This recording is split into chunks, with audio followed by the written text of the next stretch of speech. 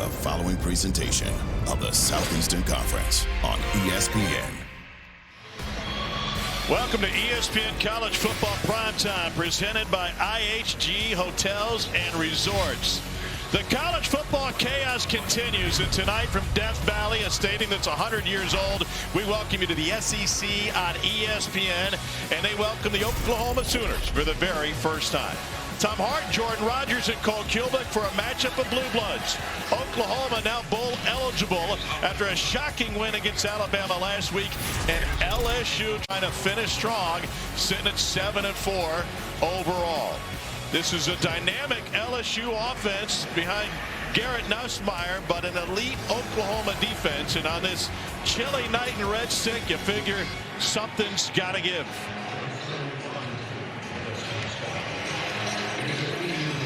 Just the fourth meeting all time between Oklahoma and LSU in a series that dates to the 1950 Sugar Bowl. Oklahoma won the toss, elected to defer, so LSU will receive. Xavier Thomas back. Zach Schmidt will put it in the air. And this one through the back of the end zone. And so here we go, and here we are. Welcome, everybody. Fresh off the mean streets of Baton Rouge. Jordan Rogers from SEC Nation. Tom Hart and Cole Kubick down on the sideline. Mentioned Garrett Nussmeier a moment ago. He is with LSU Elite. He is third behind Joe Burrow and Jaden Daniels, a couple of Heisman Trophy winners in terms of the passing numbers he's put up. Is it possible to have a big passing day today? Well, I think so, but they're going to have to be balanced on the ground. And this is a really good Oklahoma defense, especially against the run, but a defense that you don't want to be one-dimensional against. So start out with the run here, and that'll open things up. Stands tall in the pocket and delivers too high for Aaron Anderson and incomplete. Or you go 5 wide and sling it to open the game. You know? Why not? I feel like maybe they feel they want to take some shots downfield. Joe Burrow has the LSU record single-season passing yards. Jaden Daniels last year second in program history, and Nussmeier third to those two in 100-yard games. Yeah, I think it's him protecting the football, especially the last couple weeks, coming off what I think was his most efficient performance of the year against Vandy last week. Threw for 332 and 1 touchdown. And throws it again, this time to C.J. Daniels, who took a couple of hits before taking it to the 28. Danny Stutzman, the first of what would probably be many tackles tonight, and third and short now for LSU. Yeah, C.J. Daniels, a guy they want to get going. The former transfer from Liberty, especially in the red zone, he's a guy they want to look to, but getting him the ball in space, forcing, as you mentioned, Danny Stutzman and this really good defense to go sideline to sideline. They're so aggressive, you want to make them move lateral as much as possible. Oklahoma 15th in the country against the run, but 48th against the pass. And Stutzman comes into this one third in the SEC in tackles, sitting at the century mark right now. Xavier Thomas motions and then comes back, and a whistle will blow it dead. It'll be a timeout. Before the snap, LSU takes their first timeout. Timeout taken by LSU on the first possession. It's a 30-second timeout. Looking at a third and short.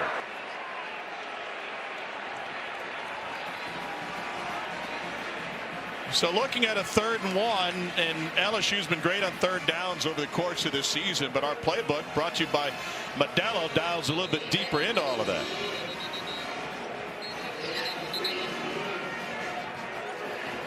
Oklahoma's defense, as coordinated by Zach Alley, has been sensational. Well, 2 Blue Bloods going head-to-head today, Oklahoma and LSU. Owners of 11 national titles, 10 Heisman Trophy winners, including, over the last 4 of the last 7. Pretty good, huh? 2 really proud programs, and all these games we're seeing today have college football playoff implications and championship implications. This one just for pride of these 2 fan bases.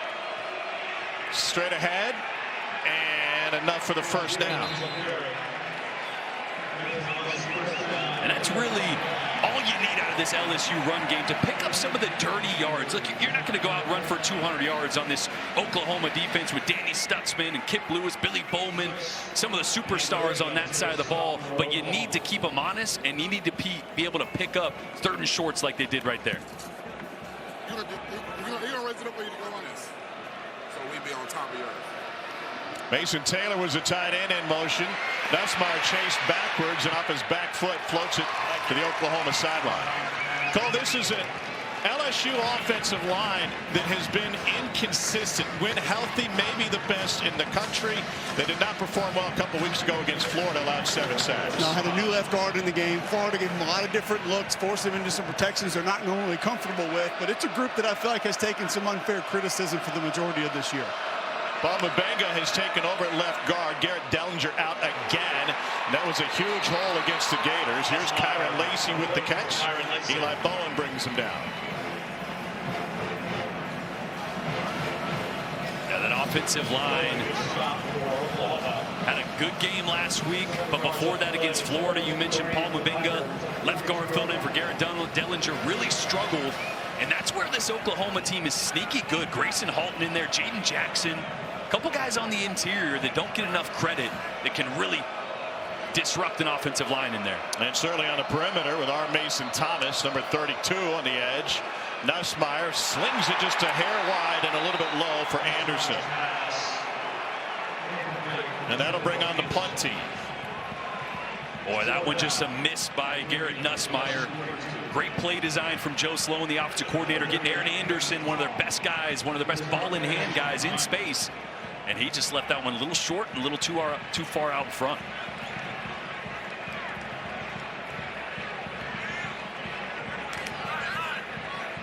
Peyton Todd has taken over the punting duties for the night for LSU. Oklahoma nearly got it. Wow. No flag on the play, and the ball will take an LSU hop inside the 15 and trickle down to the 12. It turns into a 46-yard punt. A punt by Todd, and that's where OU will take over. And an offense that's been reinvented since they made a change at the offensive coordinator position. And well, Jackson Arnold has taken full advantage of that, not necessarily through his reputation through the air, but on the ground, especially against Bama, even though the passing numbers have improved dramatically over the last 4. Yeah, doing whatever this team needs him to do. It's really been a Jackson Arnold 2.0. Remember, the former 5-star and number 3 overall prospect started the first 4 games, benched for 3, new offensive coordinator, and he's done a little bit of everything. But last week it was 131 yards with his legs, and I expect to see a lot more of that against this LSU defense tonight. 131 yards came on 25 quarterback carries. Rolls the pocket and flicks it incomplete. And Greg Penn chasing him down.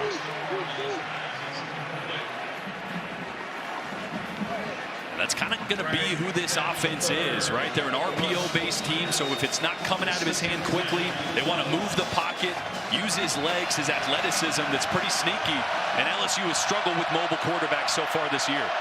That's an understatement. They've run all over him. They did slow down Diego Pavia somewhat last week. Toss to the short side. Bottled up. And no gain. Xavier Robinson taken down by Braden Swinson. And that will leave 3rd and 10. Yeah, this is not where this Oklahoma offense wants to be. And a couple of names in there on this play against Xavier Robinson. Greg Penn in there. Braden Swinson, as you mentioned. This defense really playing at a high level, especially late in the year. Starts with those linebackers, Greg Penn and Whit Weeks. And nearly impossible at night, where LSU has won 18 of its last 20 games here at Death Valley after the sun sets. A couple of yards for Jacob Jordan. And that'll do it for Oklahoma's first possession. Savion Jones with the stop for LSU. Savion Jones on the tackle for the Tigers.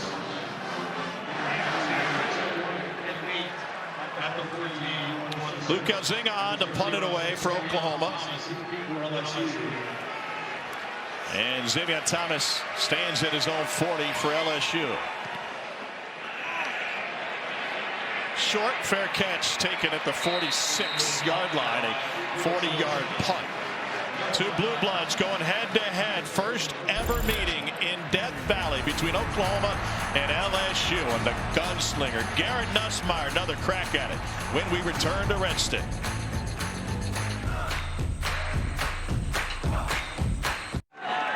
LSU and Oklahoma from Tiger Stadium, an LSU program that has Seen some ups and downs. That'd be an understatement over the course of this season, year 3 under head coach Brian Kelly. They lost their opener to USC. Then they won 6 in a row. A 3-game losing streak followed that began the undressing by Texas A&M, in which Garrett Nussmeier threw 3 interceptions.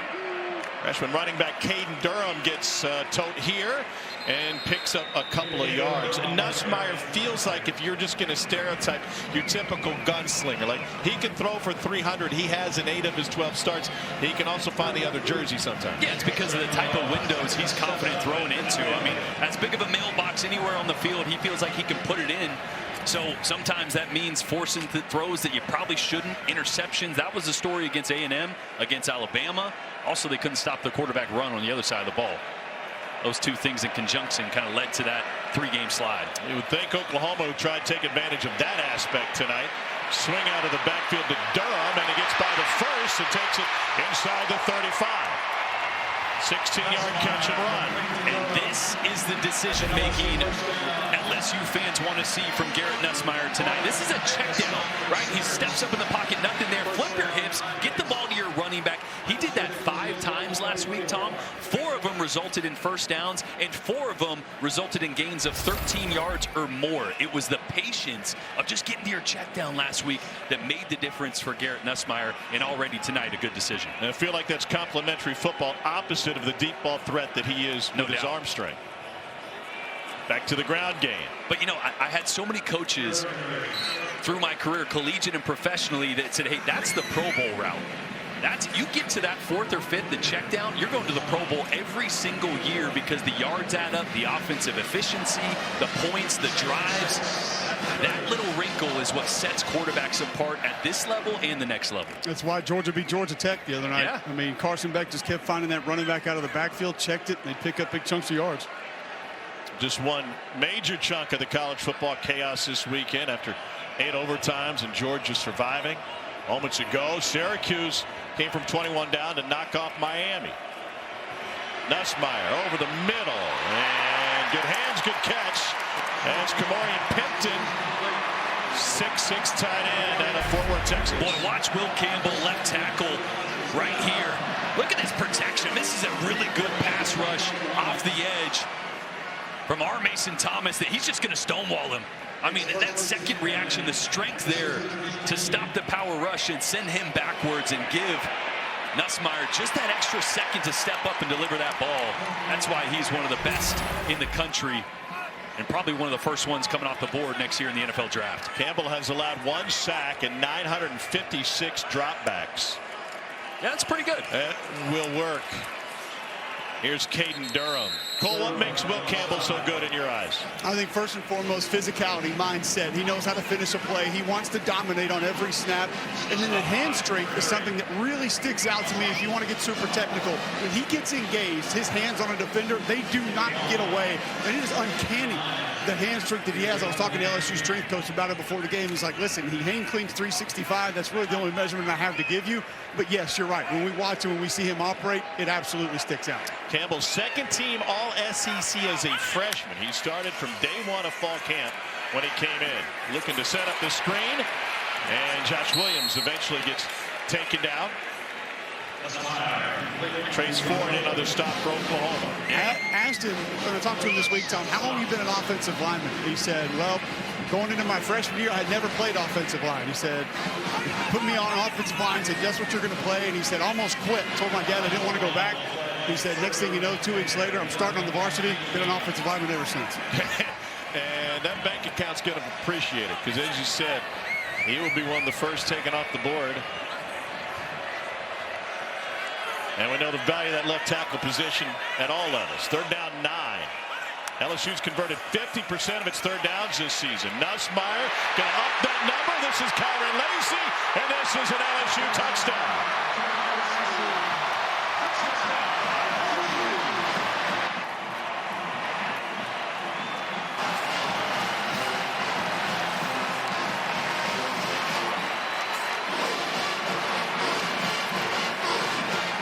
Touchdown of the season for Lacy.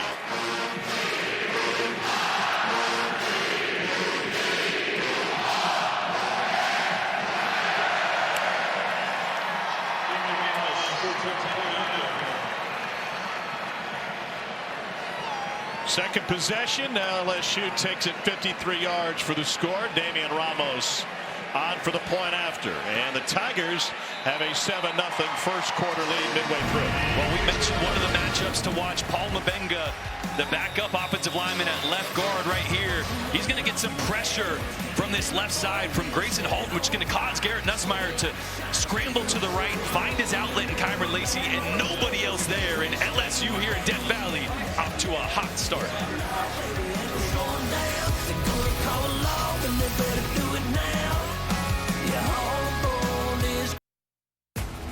ESPN College Football Prime Time is presented by IHG Hotels and Resorts. 19 hotel brands, one loyalty program.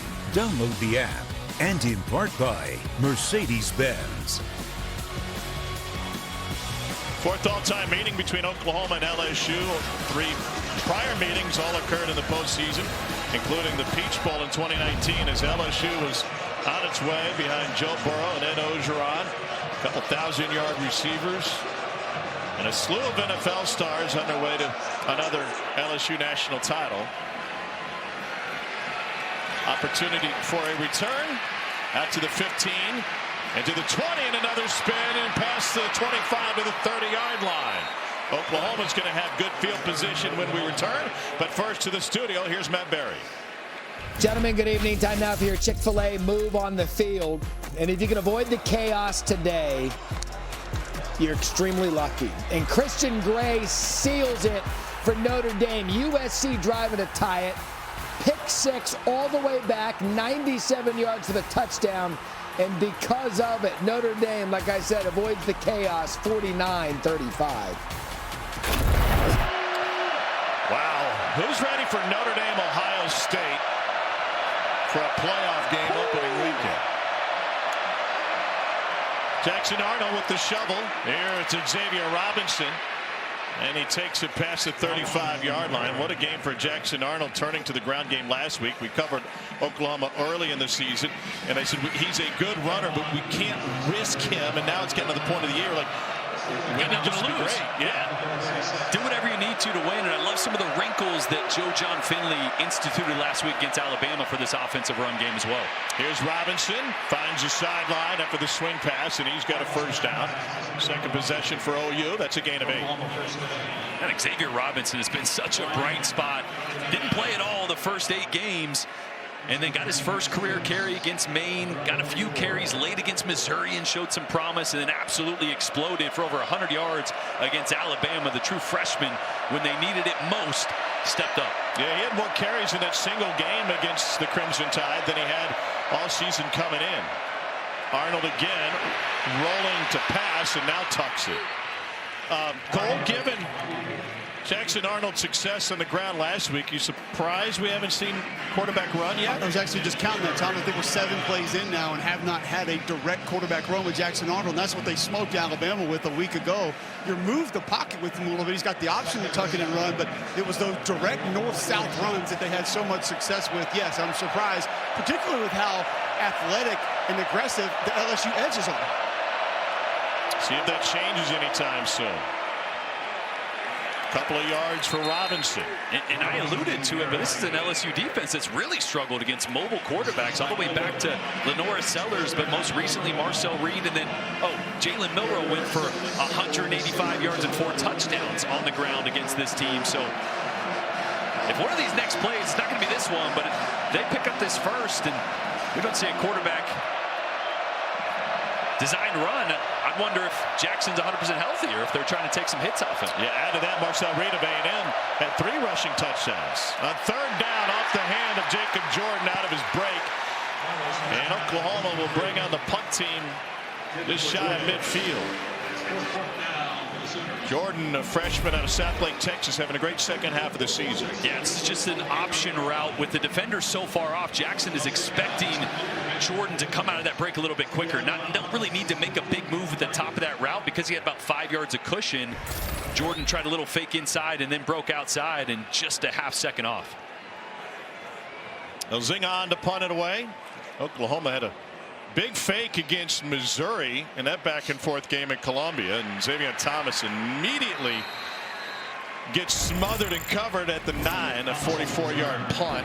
And we get a chance to talk a little bit about a guy who's become an elite college football linebacker. Yeah, there's a couple things he does so well. He keeps his shoulders so square to the line of scrimmage that he can avoid a lot of those blocks, and then his vision is so elite. Change of direction as well. It's the reason he's one of the best linebackers in the entire country. You never can fool him. And then the courage. It's his 600 pounds of beef right in front of him, a double team. He takes him right on. Both of them holds his ground enough to let his tacklers come in. Sometimes the best things he does don't show up in the stat column. Taking on blocks like that, turning defenders, or excuse me, runners back inside so his teammates can rally for the tackle. He's just so good. He had 19 tackles in that game against Missouri. Nussmeier pressured, flicks it out, got rid of it just in time to Josh Williams. But the pocket collapsing. Danny Stutzman, top 10 in tackles in school history. He's a Buckets Award finalist. Sooners have already won that award a handful of times, and he's among Oklahoma elite, and that says something given the great linebackers they've had in Norman. And Brent Venables didn't talk about the physical attributes or the stats. He said the passion he has for this game is what makes him special. It's what sets him apart. Nussmeier took a shot after handing it off. Kip Lewis brings down Williams. This guy plays with his hair on fire. I mean, look at this. Just how quickly he reads and diagnoses and takes on Will Campbell right there again. He's not going to get anything in the stat column, but he held up there so the running back couldn't cut backside, and someone else got the tackle. Gold, the accoutrement, the neck roll, really helps him stand out, doesn't it?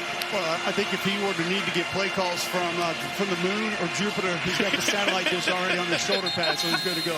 3rd and short for LSU, and we're going to stoppage. You never know when those play calls are coming in from Jupiter. Timeout of the half. Hey, the way college football's going, I wouldn't doubt alien life forms have their role in some of the results we've seen, especially over the last 2 days. Back for a 3rd down in a moment. This is the SEC on ABC, and this is how it's done. Regular season wraps up today. We're ready for ABC's College Football Conference Championship lineup. We start Friday night, the American at 8 Eastern, Army and the Green Wave of Tulane. And Saturday, it's a Dr. Pepper Big 12 title game at noon Eastern. Still to be figured out, followed by the SEC and finally the ACC Championship game at 8 Eastern. And that Miami upset by Syracuse opened the door for Clemson to make it to the ACC Championship game. They reviewed the spot. It's a 1st down for LSU after the review. Nussmeier pumps to the flat. Now looking for a go, and 2 guys right there, including C.J. Daniels. For SEC fans, Clemson making that championship game.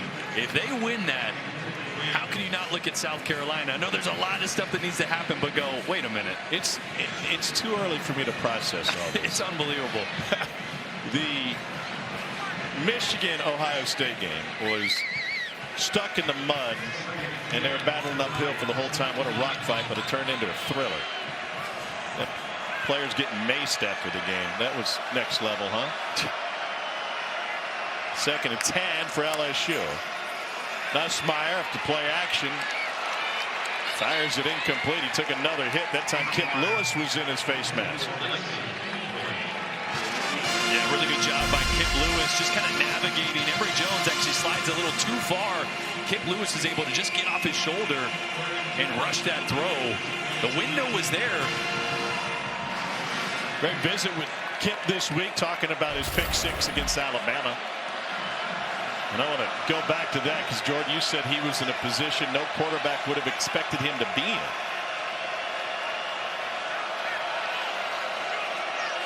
They're down 10 for LSU. Game's up front. Nussmeier lost the football, and it's scooped up by Oklahoma. Another defensive score.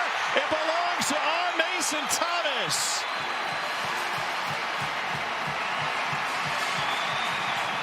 Ball security has been an issue for both offenses. Grayson Halton forced it out, and R. Mason Thomas hit pay dirt with it.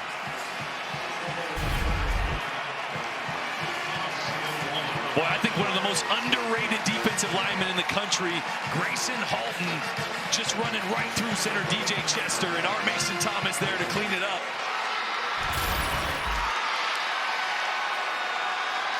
This defense, they're opportunistic, they're aggressive. They anchored the upset last week against Bama and getting Oklahoma back into the game early here. Zach Schmidt for the point after.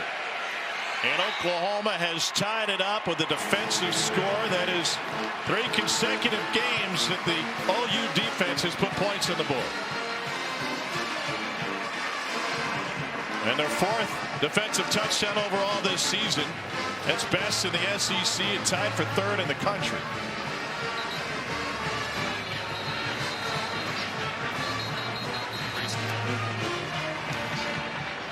The challenge for LSU and for Garrett Nussmeier has occurred in these moments like any quarterback.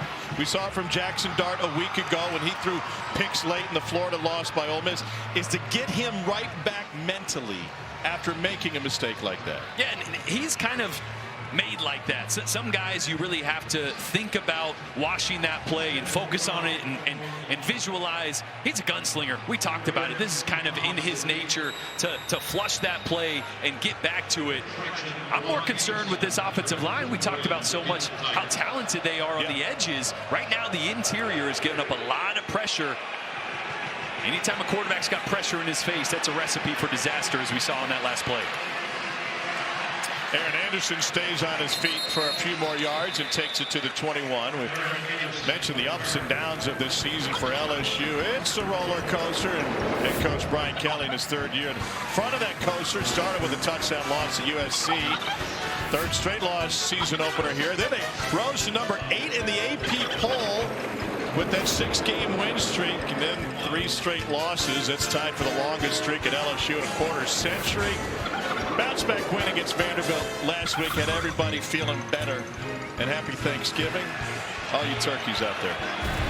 Well, it's the frustration of this team when you come into a season with such lofty goals of making a playoff and making a run for a national championship, and you go on the 3-game skid that we just saw there.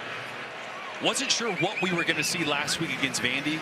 Can you keep the motivation? Can you stay together as a team? There was a players-only meeting led by Nussmeier and Greg Penn and a couple other guys, including Will Campbell, and we saw a more inspired team-like performance last week, and that's what we need to see right here. How they respond against adversity is going to be important. And not the least of which, part of the bad month for LSU wasn't just the 3 losses, but they also lost the #1 recruit in the nation, Bryce Underwood, to Michigan. Here's Caden Durham. Stutzman in there to blow him up at the end, and that'll bring up 3rd and long. Talking to Brian Kelly, and he outlined the ways that losing out on Underwood could open up more spending and salary cap spending for the rest of the roster, but most importantly, directly, Garrett Nussmeier knows what his spot is should he choose to return for LSU next year. Yeah, what kind of pieces can they put around Garrett Nussmeier? I mean, this is an offense that's used to having a couple #1 or 1st-round draft picks on the outside. Last year, Malik Neighbors, Brian Thomas.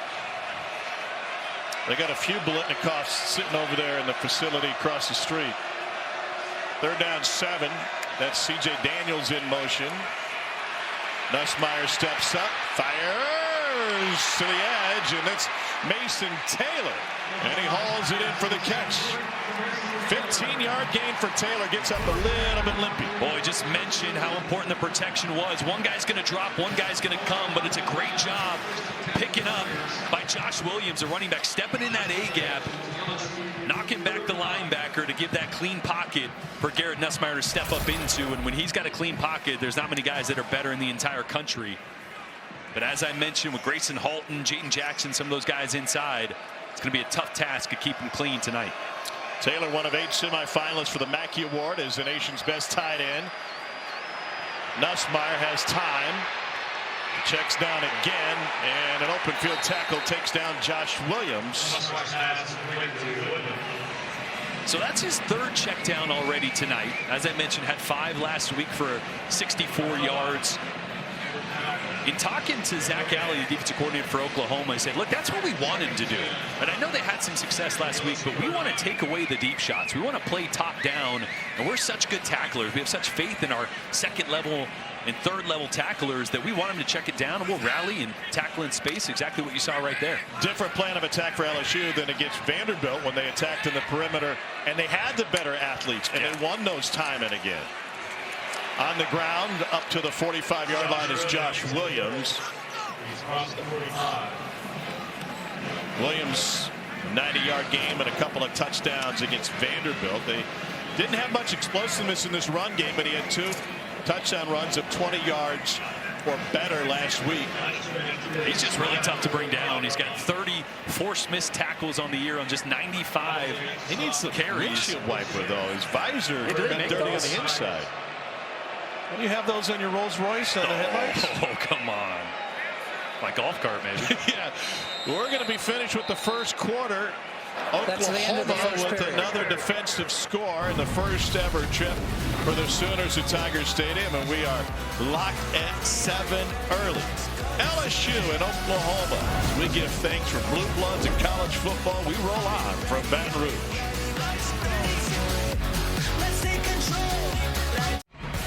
From Death Valley in Baton Rouge, this is the SEC on ESPN. Moments ago, Cole Kublik with Brian Kelly. Coach Kelly, offense done some good things, kind of getting things on the perimeter, making the defense run a little bit. Just one protection that maybe fell apart. What do you need to see from this offense in this quarter? Well, I mean, obviously we got to take care of the football. And in that situation, we got to have 0 as the worst play there. You know, you got out of the pocket, and you know, they got a strip sack for, you know, strip for touchdown. So, you know, we're playing well on defense. We're moving the ball on offense, and you know, those are the things that have hurt us all year. You know, and we just can't have them. You know, against a good football team, we got to come back here now and sustain this drive. Thanks, Coach. Michael, thanks. On third down, Josh Williams may be a football short, and the marker says 4th and less than a yard for LSU. What do you like here on 4th and short? Well, analytics say you go. Josh Williams, tough to bring down. The first defender, I'd hand it off to him once again. And forward progress to midfield has the first down. It was interesting hearing Brian Kelly talk to Cole about sustaining drives, because when we talked to this LSU coaching staff leading into the Vanderbilt game, one of their complaints about the offense was we've had too many long drives. We need to be more explosive. We can't afford 12-play drives, and he goes down by R. Mason Thomas. The ball came out. It was pounced on by LSU, and Garrett Nussmeier is injured. He is holding his right shoulder. He got blasted by R. Mason Thomas. Timeout for an injured offensive player.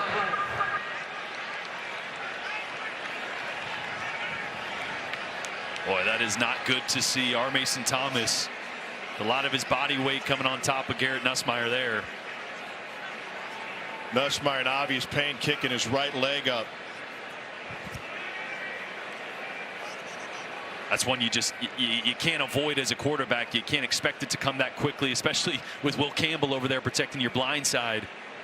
But R. Mason Thomas is one of the best pass rushers in the entire SEC and got there so fast.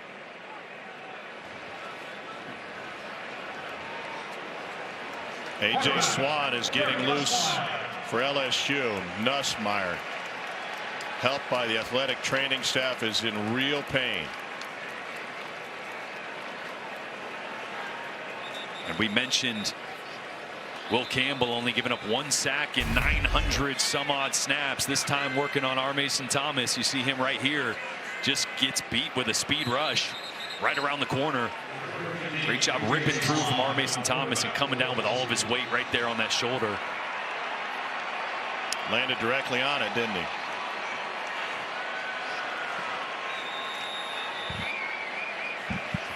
Well, Nussmeier has taken the vast majority of the snaps at quarterback for LSU this year, and they turn it over to the Vanderbilt transfer Swan, who hands it off on 2nd and long, and Josh Williams stopped by Danny Stutzman. Well, I thought A.J. Swan, when he transferred to LSU, was one of the better decisions for him and a great decision for LSU, because you got a guy that had started quite a few games in the SEC, super talented, just wanted to change the scenery, wanted an opportunity. And he's getting his opportunity here. He's played quite a bit of football, so it's not a new young kid coming in. 12 starts over 2 years with Vanderbilt. Grew for 22 touchdowns over those 2 years. He was an Under Armour All-America performer at Cherokee High School outside of Atlanta, Georgia. Double pump before getting rid of it to C.J. Daniels, who takes it past midfield. And LSU will punt it away after the injury to Nussmeier. Well, this certainly changes a lot for LSU in terms of its attack, and you would figure that even though it's a tie game right now, it'll change how Oklahoma thinks about time of possession and how many points you need to win this game, because I feel like it just shrunk by 2 touchdowns. Yeah, it's always an arms race when you see Garrett Nussmeier on the other side of the field. You know you got to put up points.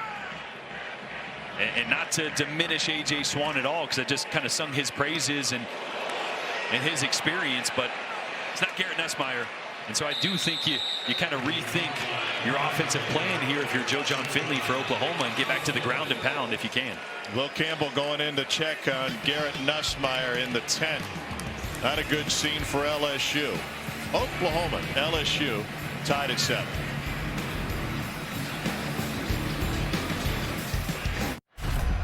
Well, this has a chance not just to impact this game, but a lot. Garrett Nussmeier taking a blindside hit from R. Mason Thomas. He was helped immediately to the training tent, and now the athletic training staff is taking Garrett Nussmeier back into the locker room at the north end of Tiger Stadium. Tied at 7, early second quarter in Baton Rouge. Gavin Sawchuk is in at running back now. And they go for a sweep. And Xavier Robinson, who came over from a slot, gets just past the line of scrimmage.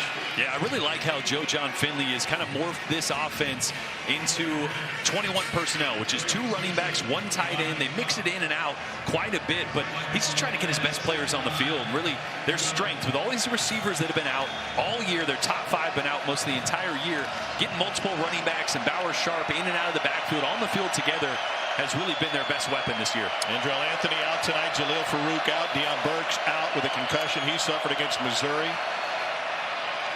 They have lost a lot of snaps at that wide receiver position. Xavier Robinson just shy of the 15 now. And there was a chance that Andrell Anthony was going to be back tonight, which would have been a big boost. And without him, you kind of just get back to status quo. Jackson Arnold and OU offense wanted to show tempo. Now it's a check with the sideline. Remember, coach to player communication cuts off at the 15-second mark. It's tight end Bauer Sharp off to the right.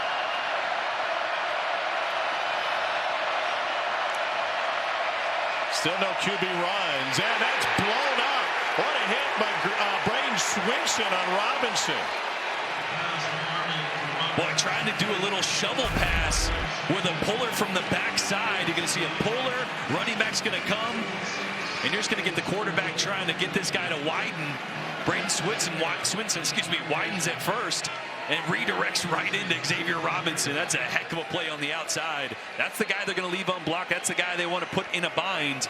But when he's got some athleticism like that, tough to win. 3 and out for Oklahoma after the Nussmeier injury. Aaron Anderson, fair catch at the 40-yard line. That's a 46-yard punt. Kick off your Week 13 NFL Sunday with the Countdown Crew. They'll break down the big matchup between Saquon Barkley and the Eagles, and Derrick Henry and the Ravens. It's Sunday NFL Countdown, 10 a.m. Eastern on ESPN and the app. Monday night, Joe Buck and Troy Aikman will be in Denver for our Week 13 Monday Night Football matchup. Jameis and the Browns take on Bo Nix and the 7-5 Broncos, 8 Eastern on ESPN and ESPN Deportes. Wait, how about the season Bo Nix is putting together? I was going to let Cole talk about it. I know he's been impressed. It'll have to wait. A.J. Swan at quarterback. He's taken 1 snap all season coming into this game tonight. And Caden Durham is off to the races. A bend to the sideline.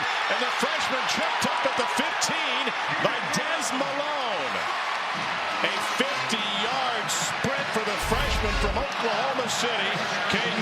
Watch the block there by number 50, Emory Jones, the right tackle. Really springs Caden Durham there.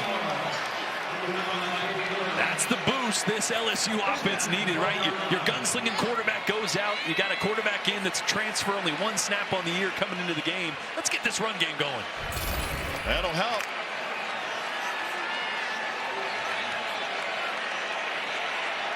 Two tight ends here. Swan directing traffic with Caden Durham next to him. And a timeout taken by LSU. Final charge timeout, LSU. Tigers have burned through all three in less than a quarter and a half. 30-second timeout. Well, Garrett Nussmeier injured on the previous possession, taking a blindside hit from R. Mason Thomas, and the dance, Cole, between a tackle and a rush end is something that has some nuance to it. There's a little bit of chicken and egg here. Well, it's all about setups. An offensive lineman can do it. The defensive lineman can do it. Usually, it's speed to power. R. Mason Thomas starts off with power, goes to the bull rush early. That sets up the speed rush, as Will Campbell obviously has to anchor just a little bit more to try to set up for that power rush, and then you see the speed to be able to get to the outside around one of the best LSU tackles we've seen in a long time. You're right, it's a cat and mouse game, Tom. It's playing chess. Mar Mason Thomas playing checkers early in this game. He is fourth in the country with a 15% pressure rate. Handoff, Durham. No gain. Thought you wanted to play chess, not checkers. Just messing with you, Cole. Chicken or the egg? I can't play chess, so I'm going to go with the checker part of that. Okay. My brain power doesn't handle the chess. Second and 10, the first down available inside the 1. You wonder how much the game plan changes, especially in critical areas down here like in the red zone, because Joe Sloan mentioned he wanted to target Mason Taylor down here in the red zone, C.J. Daniels. See if that's still part of the plan with A.J. Swan in at quarterback. Well, they got big Trey'Dez Green at one slot and just over the head of Mason Taylor. And that leaves third and 10. And that was part of the plan, right? That they liked their matchup against this really good Oklahoma defense, especially at that nickel Sam slot, that cheetah position sometimes, that extra safety. They like Mason Taylor. They like C.J. Daniels on that guy, so trying to attack it right there, and A.J. Swan just misses a little high. Joe Sloan was a quarterback coach for the Heisman Trophy winner last year, Jaden Daniels. First year as the offensive coordinator here at LSU. But you can already see a little bit of confusion with getting the signals, getting the play call in. And the clock is late. It's at 1. It's at 0. And a timeout asked for by Swan. Flag came at the same time. They're out of timeouts. Delay a game. Offense. 5-yard penalty. It is third down. Well, A.J. Swan thrown into emergency action tonight with the injury to Garrett Nussmeier. And you mentioned the delay. There's some responsibility for Joe Sloan to put A.J. Swan in the best position possible. No doubt. And maybe that means shrinking the package a little bit, getting a little more simple, not going to the list of plays for the red zone that you had for Garrett Nussmeier, that may be a little more complex, maybe ask a little more out of the quarterback. Start into third and 15. Four-man rush for OU. Into the end zone and incomplete. Nearest receiver was Mason Taylor. That was over his head. And that'll bring on the kicking team. Well, this is where having the iPads on the sideline is such a blessing for quarterbacks that haven't had a ton of experience, maybe in this offensive system, right? We talked about A.J. Swan, transfer from Vanderbilt. He's played a lot of football, but not a lot of game reps in this system. So get to the sideline, make some corrections, see what you're doing wrong, what the defense is doing, and see if you can't figure out a handful of plays to roll out next drive. 34-yard attempt for Damian Ramos. And on a chilly night in Baton Rouge, he bangs it through. 8:39 remaining in the first half. LSU back in front on a chilly night in Red State.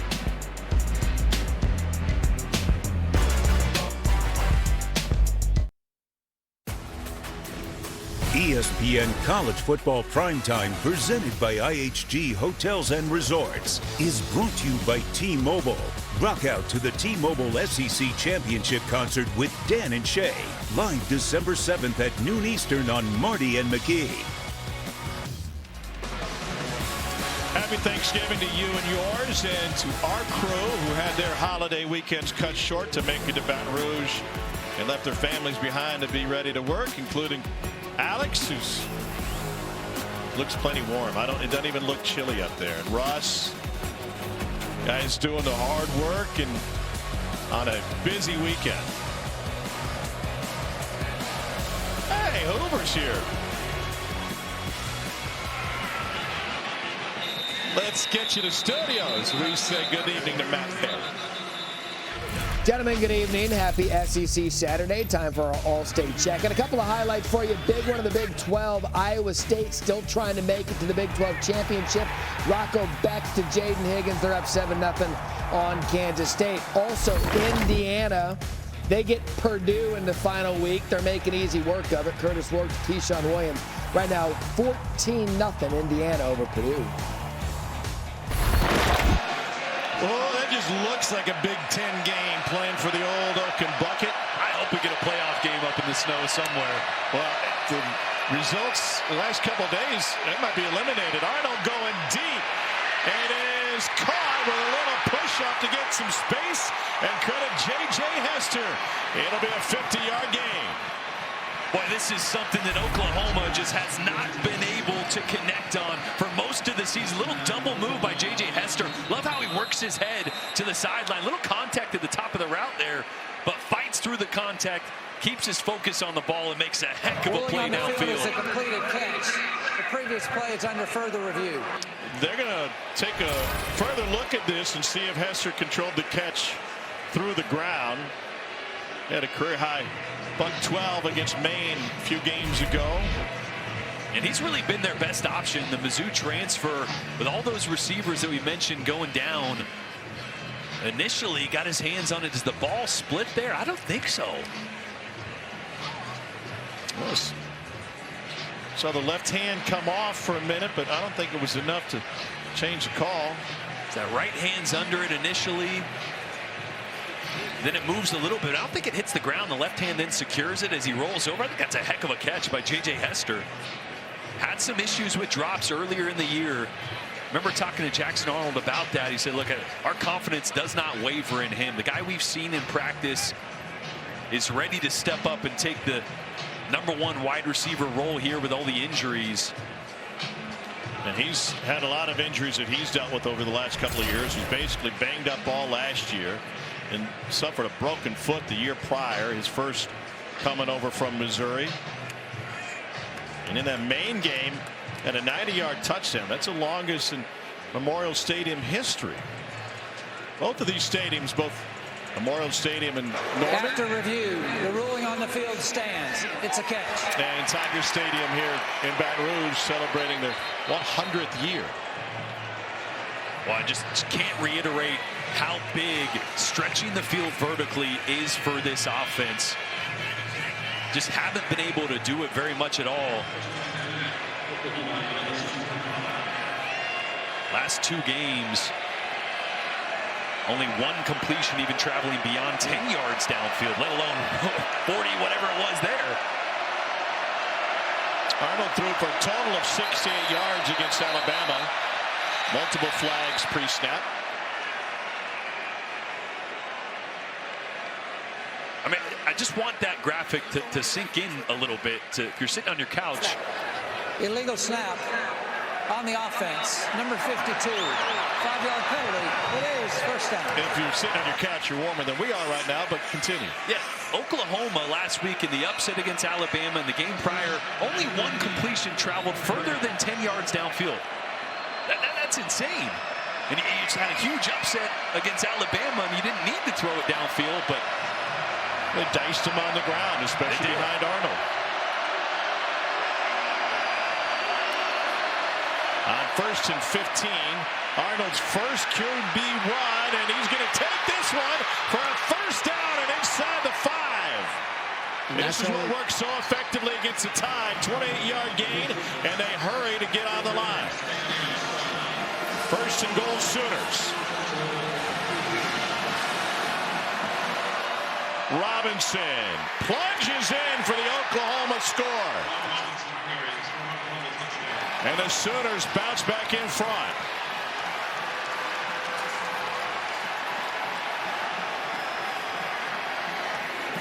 Well, that previous play really sprung it back to the ground with Jackson Arnold. Watch Greg Penn, the backside linebacker. He's going to have two offensive linemen pulling towards him, but he's going to get his eyes caught in the backfield right here. Watch him get his eyes caught on Xavier Robinson right here, and he's going to work this way and get out of position. And Jackson Arnold goes back door. Cameraman got lost there as well. Jackson almost lost it there at the goal line. What a heck of a play call. And another big run from Jackson Arnold. Zach Schmidt pounds through the point after. For Jackson Arnold, his 4th rushing touchdown of the season against Alabama. He tore up the Tide on the ground, and he's able to set the stage for that touchdown run. Sooners with the lead.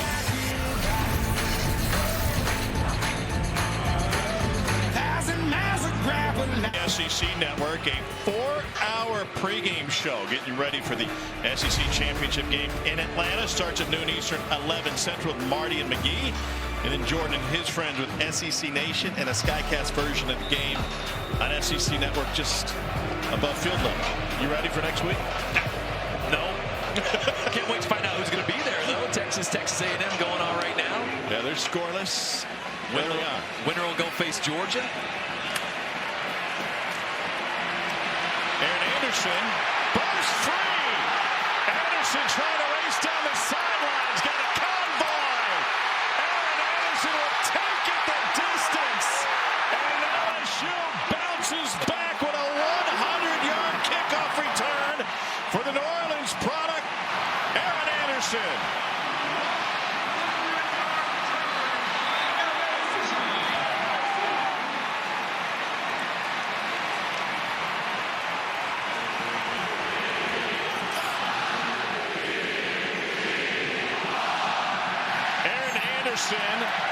Was a role player last year behind some awfully productive wide receivers at LSU. He started a breakout in fall camp, and he has been the most explosive receiver. And now Brent Venables knows he's the most explosive returner. Point after is good, and LSU with a quick answer to bring Death Valley alive. Boy, don't go to the ticket office and ask for a refund. This may be a blockbuster yet. Watch this block here. A little snowplow. Boom, get out of the way. Tosses an Oklahoma defender and plows the road for Aaron Anderson. Great blocking downfield by Josh Williams as well. And another block to seal it. That is quite the answer from this LSU team. Let me tell you, I've had so much fun this weekend, and especially last with the college football chaos and playoff teams and our focus on the college football playoff.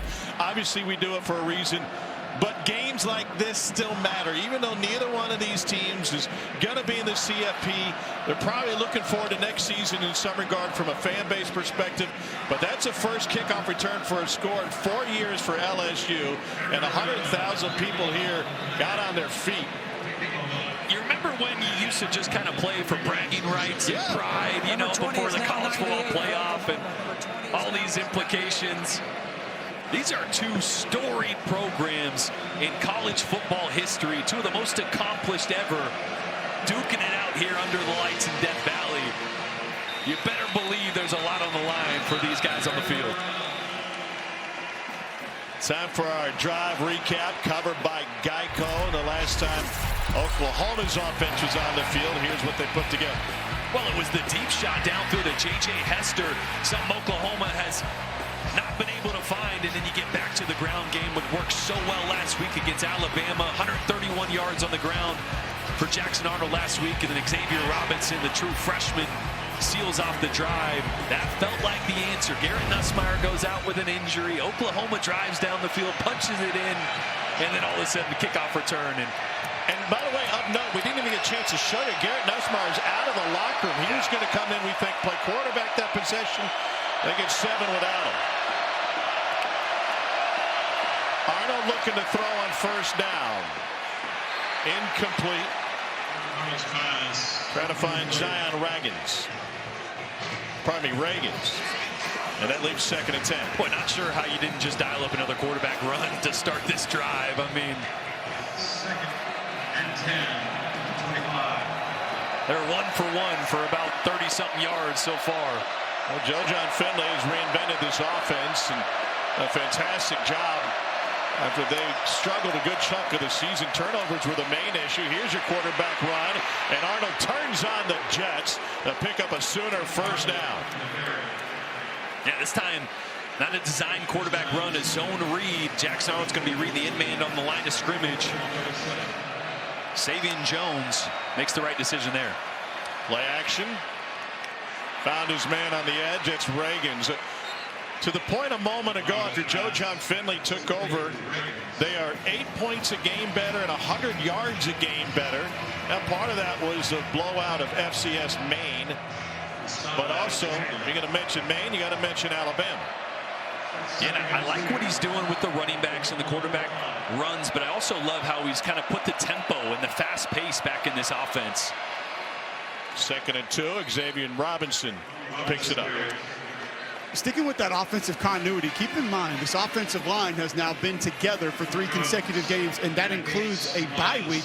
We had Oklahoma a couple times earlier. They went through 6 different offensive line combinations in the first 6 games, not to mention other injuries in the preseason in which those guys weren't able to operate together.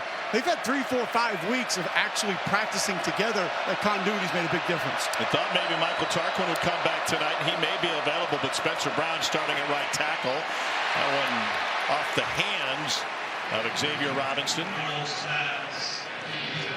And that's 2 redshirt freshmen also, Tom. So those guys, they're not really familiar with college football the first month of the season. Those guys hadn't operated together, hadn't played in a ton of games, so they've had able to get more practice time, able to get more physical work in. Makes a big difference when you've worked with the guy next to you for multiple games. Yeah, it was 8 different starting offensive line combinations over the first 9 games. Unbelievable. It led to a game against South Carolina where the Gamecocks came up with 9 sacks on 9 different Gamecocks. Arnold will scramble again. And he's able to weave his way down the field. And that's good enough for a first down for Oklahoma. And this right here is a great example of Jackson Arnold 2.0. This is him listening to his feet, understanding that internal clock, nothing there, take off and run. And I think he credits Kevin Johns, a new quarterback coach that kind of got elevated after Seth Luttrell left and John Finley took over the offensive coordinator position. Really started hammering home footwork, timing, rhythm. I think Jackson Arnold's been a different player since that transition. Johns was last the OC at Duke. Arnold on the run. What a throw, and he puts it on a dime to Jacob Jordan. And that's good for an Oklahoma first down and a gain of 17. Jordan didn't play the first 6 games. He has come alive late. Yeah, the true freshman walk-on.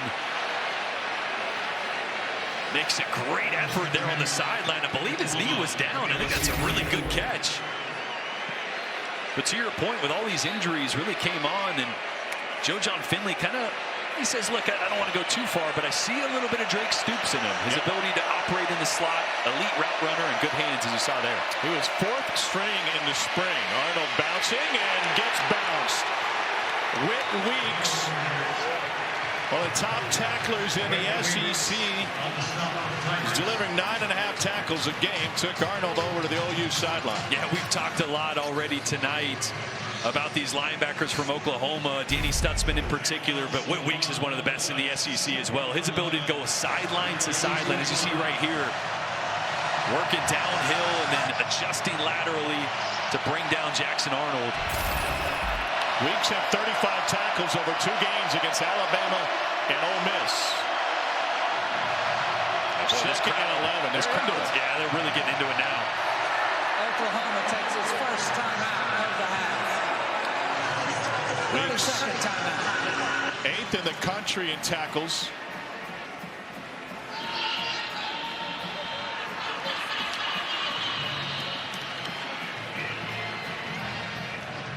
Brent Venables in Oklahoma with a third consecutive game with a defensive score.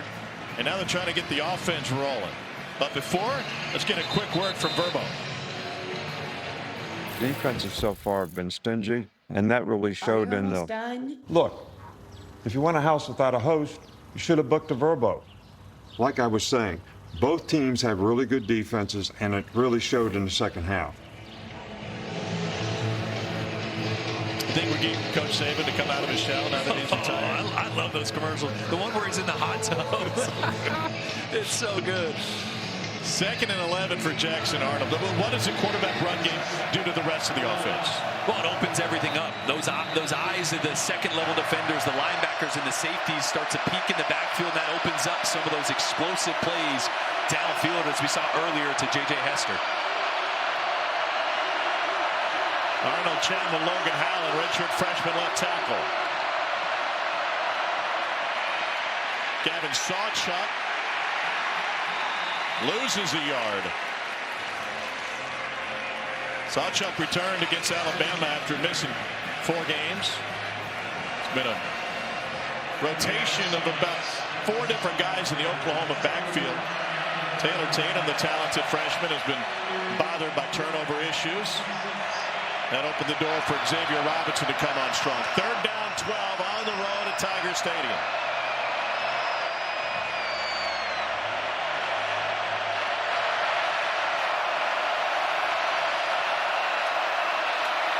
Quarterback draw.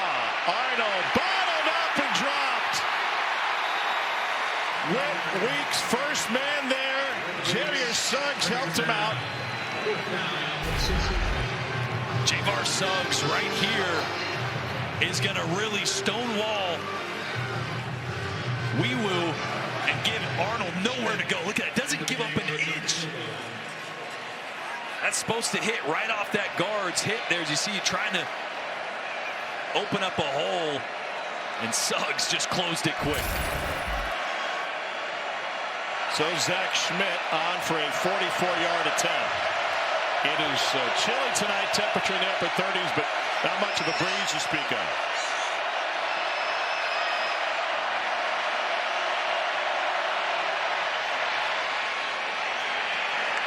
And that one's good, and we are tied at 17.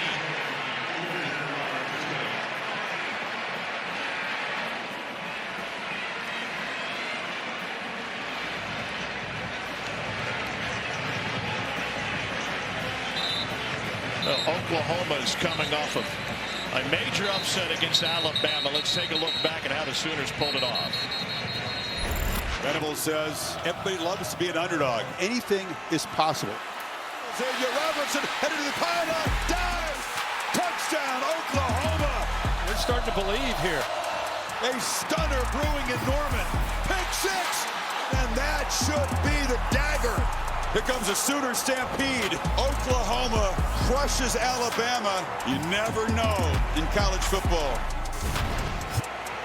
It's a top 10 win at home, first since 2017 when they knocked off TCU, and a rare storming of the field at Memorial Stadium in Oklahoma.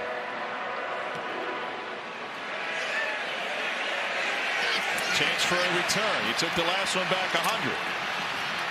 And a spin at the 20.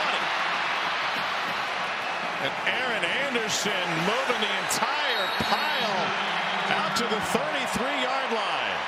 He has given LSU a big lift, and Cole, it looks like Garrett Nussmeier is trying to do the same, back from what we thought was a major shoulder injury. It is confirmed from the LSU athletic department that it was a shoulder injury. Took him to the locker room for further evaluations, afraid there could have been further damage, but Nuss came back in, saw an exchange between he and Coach Kelly, said, I am expletive throwing the football.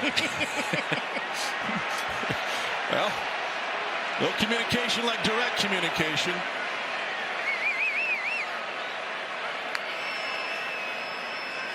Nussmeier hands it off to take us to the 2-minute timeout. What a thriller we have here tonight at Tiger Stadium.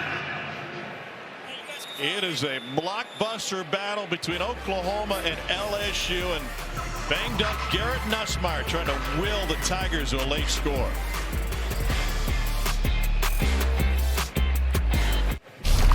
I'm Matt Barry. Coming up with the Mercedes-Benz halftime report. Got the Lone Star Showdown tonight in the great state of Texas between Texas and Texas A&M. Plus, Ohio State goes down fighting to Michigan. And gentlemen, you know this. It's Rivalry Saturday. Anything can happen, and it has. Dan Mullen, Joey Galloway join me coming up on the Mercedes-Benz halftime report. All right, Matt, thanks. And we're not done yet.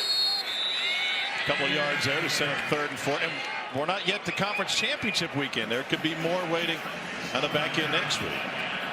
Garrett Nussmeier with a shoulder injury went back to the LSU locker room. He could barely move that right arm.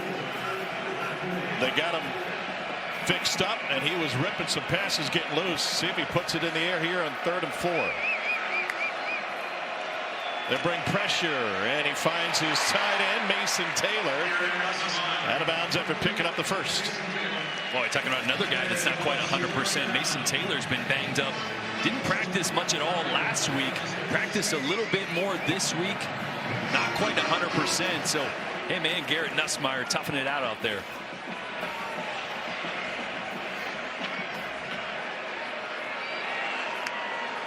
Nussmeier 11 of 16 tonight. Touch pass to the logo, and Josh Williams with a spin makes it into Oklahoma territory. Don't want to be a complete broken record, but it is the 4th check down that Garrett Nussmeier has hit, and that one for 8 yards and puts him in a great position here on 2nd short. Well, probably elevates the importance too. He does have a shoulder injury that may bother him, and he fires one complete to Taylor, who's down as the Pro Football Hall of Famer Jason Taylor. And we're under a minute. LSU, remember, out of timeouts. Used all 3 in the first quarter. 4-man rush for OU. Nussmeier going deep. It is caught! Chris Hilton. 40-yard strike. Somehow Garrett Nussmeier dropped it right in the basket. We've been wondering when this shot play was going to come. Targeting Chris Hilton, working on Eli Bowen, Oklahoma's best quarterback, but a quarterback that's only 5'9". So they like the jump ball there. Chris Hilton brings it down. Eli Bowen tries to rip it away late there, but what a catch by a guy that has struggled as of late, especially on routes like that, and especially in jump ball situations. Ryan Kelly was talking about it with us this week, trying to coach him up not to leave his feet. And he did a little bit. He did a little bit. Not too much. 66-yard drive. 40 of them coming on the pass to Chris Hilton. I mean, the fact that Garrett Nussmeier just went to the injury tent, went to the locker room with what looked like a really bad shoulder injury on his throwing arm, and comes back and just rips it 45, 50 yards downfield to Chris Hilton. I mean, that's a 50-some-odd yard throw from the far hash, right on the money. And you mentioned it, Chris Hilton got a lot of flack from this coaching staff, and we saw the sideline antics and the coaching because of the opportunities he had where he left his feet when he didn't need to, or he jumped way too early, which resulted in incomplete deep shots that very well should have been completed. That time, right on the back hip, leaves his feet a little bit, but secures the catch when LSU needed it most right before half here for a big statement drive. Pocket-footed freshman Aaron Burrell will kick it off.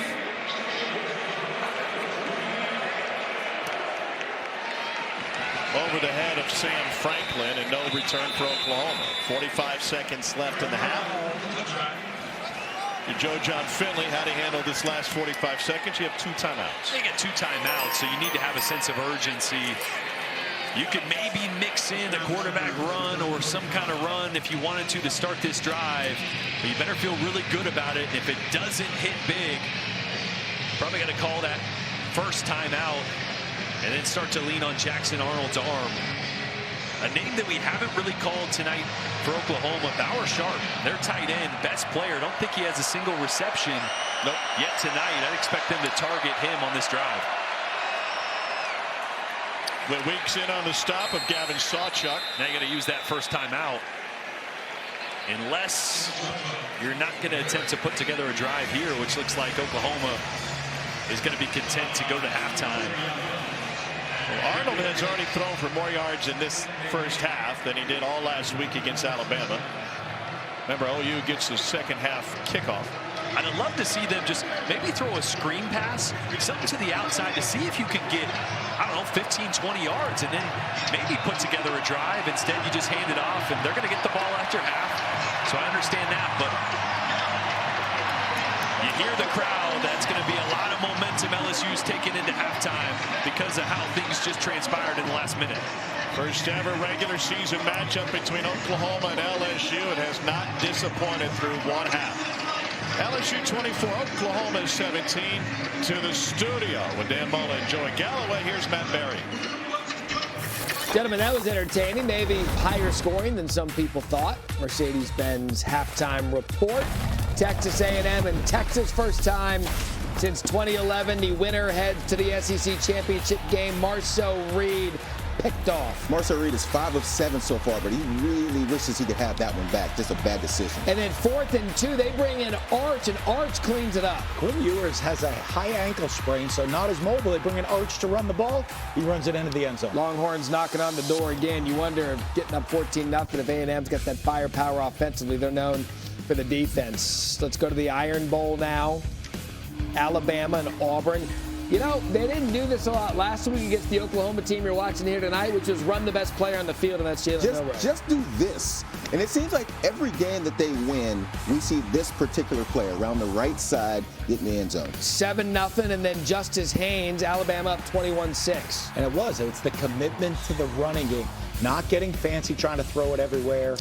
And when you do that, you're successful. Not as dramatic as last year's win for Alabama. It was pretty easy for them. No, and they turned it over 4 times and still won the game. 28-14, the final. Dan Mullen, Joey Galloway, Matt Berry, Mercedes-Benz halftime report. Somehow we got to the regular season finale in college football. What have we said all year in college football final? Can't wait till it's over? Well, that's Joey, that's your glass half full. Anything is possible this college football season, and we saw it again today. I thought that's what we said. No, I didn't think it would be Ohio State, Michigan, where we would see the chaos. Michigan, 3 touchdown favorites. Will Howard he did not have it. No, and throwing late to the flat. This is right after they stopped Michigan on 4th down and goal. And then Kalel Mullings right in. Yeah, the between tackles dive in the air did not work for Michigan a couple times. That one on the ground, off tackle. So just before the half, Jeremiah Smith ties it up. You're thinking, here we go. And you think it is a physical route by Jeremiah Smith. You think Ohio State's going to get momentum and start rolling offensively. It was a regrettable day for Will Howard. Another bad decision. He just looked like he wasn't quite seeing the defense. Kyle McCord had a good day for Syracuse. This is the play of the day, by the way. This is. You're looking late in the game, 3rd and 6. Michigan trying to get in the field goal range. They just committed to the run. They were not going to throw a pass. And even though they know they're running the ball, they were still able to burst the big one. By the way, that was a lot like the game we saw last year, and Donovan Edwards broke that big one off to break Ohio State's back. An unthinkable happened. Michigan wins 13-10. Now, after the game, so that was on the field. Off the field, Michigan tried to plant their flag at midfield. Ohio State, as you'd imagine, took exception. This turned out to a full escalated brawl that included police using pepper spray. And a long brawl. This included someone grabbing the flag of Michigan. You can see that go down. It's like Sawyer over there. After the game, come out, shake hands, and get off the field. Yeah, run, go celebrate with your fans that are there to cheer for you. Go sing with the band. Listen what Mullen said. It's such a great game. You hate to see stuff like that after the game. That's just bad for the sport, bad for college football. But at the end of the day, some people gotta learn how to lose, man. You can't be fighting and stuff just because you lost the game. All that fighting. We had 60 minutes. We had 4 quarters to do all that fighting, and now people want to talk and fight. That's wrong. It's just bad for the game, classless in my opinion. And people got to be better. Someone's planting a flag on someone else's midfield is also not full of class, but here we are. Ryan Day is going to have some explaining to do. You look at his record against Michigan. He only has 1 Big Ten loss against every other team. Against this Michigan team where everybody was gone.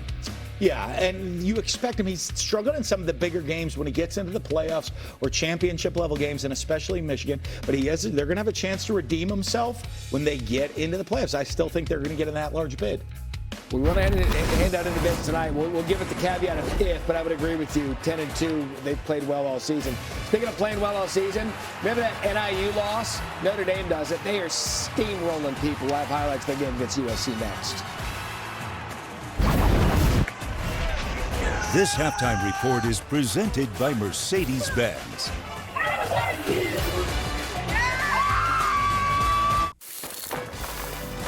You're watching the Mercedes-Benz halftime report. So USC, the last hurdle for Notre Dame before they all but clinch a spot. Jadarian Price, they've got two backs that are good. Price is one of them. Yeah, Price had 12 carries, 111 yards, and this touchdown as USC just couldn't hang on. Jacoby Lane makes it a one-score game, and USC was actually driving again to tie it. The Jake Mayeva's pass. Wow. The athleticism here by Christian Gray is amazing. Absolutely. Turns around, stays with the ball, and then the speed and the convoy. All the way to the end zone. They had two of those. Two of them to finish the game. Win following the loss to NIU. Washington and Oregon in the Pac-12 or Big Ten, which makes perfect sense. Trayshawn Holden and Jordan James takes it in. If you're Oregon, just say, stay healthy. You're already in the Big Ten championship game. You see Ohio State take a loss. Stay healthy. Yeah, at this point, every team's got a loss. 21-6 Oregon, as you figured they might against Washington. Also, I figured they might. Purdue, they had a laugher in the final week, getting 1-10 Purdue. Yeah, Indiana, trying to recover the loss last week. Trying to make the argument that they definitely belong with an at-large bid into the playoffs, and Purdue helps them. So 28-0 there, and with Ohio State's loss, our road to the championship brought to you by Mercedes-Benz features Penn State now in the Big Ten championship taking on Oregon. And Maryland scored first. It was 7-0 Maryland, and Penn State just poured it on, ran past them, getting ready to go to the Big Ten championship Penn game. State's got a lot of doubters. They're going to get to prove it against Oregon. They still don't have a ranked win on their resume, but here they are ranked fourth. They're going to move up because of the upsets in front of them.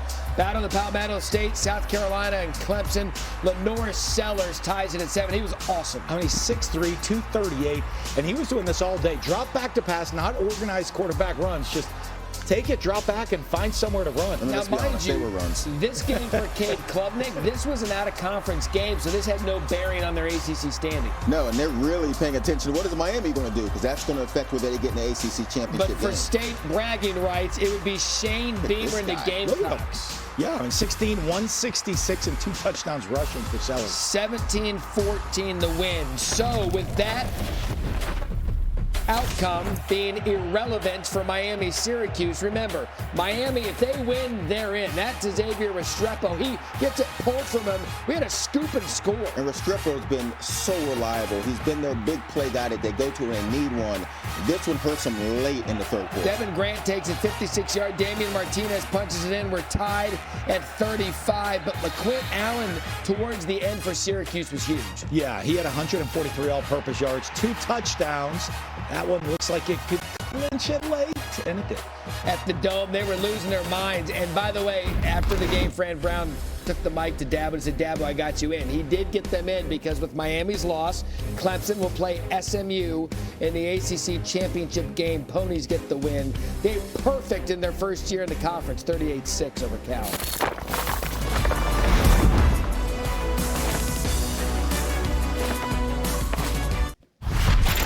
Well, Arizona State picked 16 out of 16 in the Big 12 preseason poll. They did the unthinkable today. Cam Scadaboo, another remarkable game. Sun Devils 10-2. Why do you guys even play with a quarterback? Just give it to Scadaboo. You know, funny you say that. Last year when we had no one at quarterback, Cam Scadaboo actually played quarterback for one game and beat UCLA playing quarterback. He had 21 carries for 177 yards and 3 touchdowns. You don't need anybody else but him. Yeah, well, they did it. 49-7 against Arizona.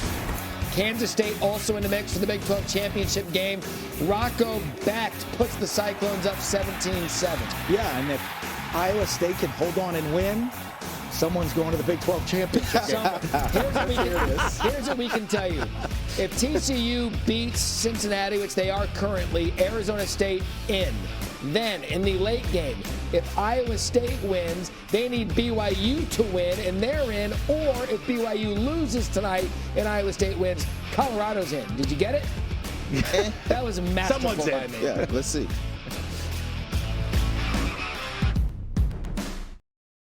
Welcome back to ESPN College Football Primetime, presented by IHG Hotels and Resorts. From Tiger Stadium in Baton Rouge, Louisiana, you're watching the SEC on ESPN. First ever trip for the Sooners here to Death Valley in a battle of quarterbacks. Jackson Arnold's been running the ball well. Garrett Nussmeier back from injury. Yeah, this is where it felt like the game could really change in favor of Oklahoma. You see him trot off there with no pads on it, look bad. Then he comes out slinging it on the sideline and drops one 50 yards downfield to Chris Hilton to take the lead after Oklahoma had just drove down. Big run from Jackson Arnold and scored. LSU and Garrett Nussmeier had the answer. No return here for Oklahoma. It's a 24-17 game as we start the third quarter. Tom Hart with Jordan Rogers, Cole Kublik down on the field. How about the play of Jackson Arnold here late in the season? He ran the ball so well last week against Bama. Yeah, and he's really been everything for Oklahoma tonight as well. Just 18 rushing yards outside of Jackson Arnold's legs. They need to get something going on the ground that doesn't involve him. Xavier Robinson needs to get going because everything in this offense is predicated on running the football, RPOs, and play action off that. They got to get it going outside of Jackson Arnold. 7 of OU's points came from the defense. Meanwhile, LSU had a kick return for a score. Seen a little bit of everything so far tonight. Nearly a busted play. Xavier Robinson fights for a yard. Cole caught up with Brent Venables. Cole, what'd you learn? Asked him about the offensive success late in the first half. He said, we've got to keep those quarterback runs going, stay in a rhythm offensively. He said he loves what he's seen defensively other than giving up explosive plays. Have to find ways to limit those in the second half if Oklahoma's going to find a way to get a win. To your point about the QB run game, Jackson Arnold averaging nearly 9 yards a carry, and that includes a 28-yard run. Also, I mentioned it before halftime. Haven't gotten the ball to Bauer Sharp, their tight end, just off the hip of the left tackle. Instead, they swing it out to Jacob Jordan, and he's immediately surrounded. Zy Alexander, first man there. And Bauer Sharp, he's their leading receiver, 320 yards. He's been the go-to guy for Jackson Arnold. Surprising to see a whole half go without him getting involved. Hasn't been targeted yet. Well documented all the injuries that OU's had from the wide receiver position. Sharp will walk out to the slot top of the formation. 3rd down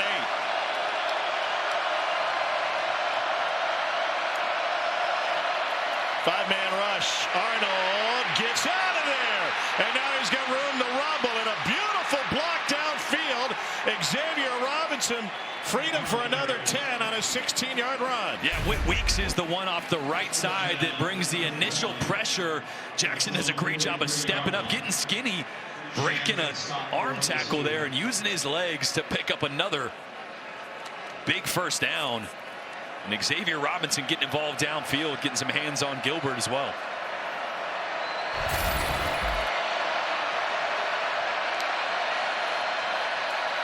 Robinson tries to cut it back upfield, but the edge set by Greg Penn, senior out of DeMatha, the Baltimore product. Trying to fill in. Remember, this is an LSU team that had All-American Harold Perkins lost for the year early in the season. Penn in the first game without Perkins went for a career-high 14 tackles. In the contest against South Alabama, that feels like a season ago. Perkins was injured 3rd week of the year against UCLA. On 2nd and 11. Arnold has it, trying to outrun Swinson, who escorts him out of bounds.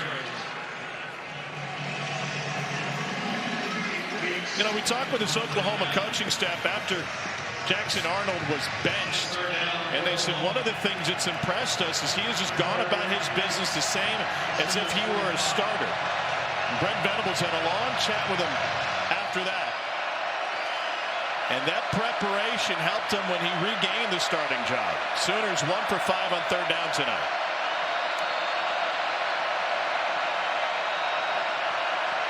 How wide these receivers are at the bottom of the screen. They're creating a lot of space right here. Oklahoma called the timeout for the snap. Not only were they spread out wide, but they were trying to shift and get guys moved around. A little too much traffic. Sooners use an early timeout prior to 3rd and 8. Back in a moment.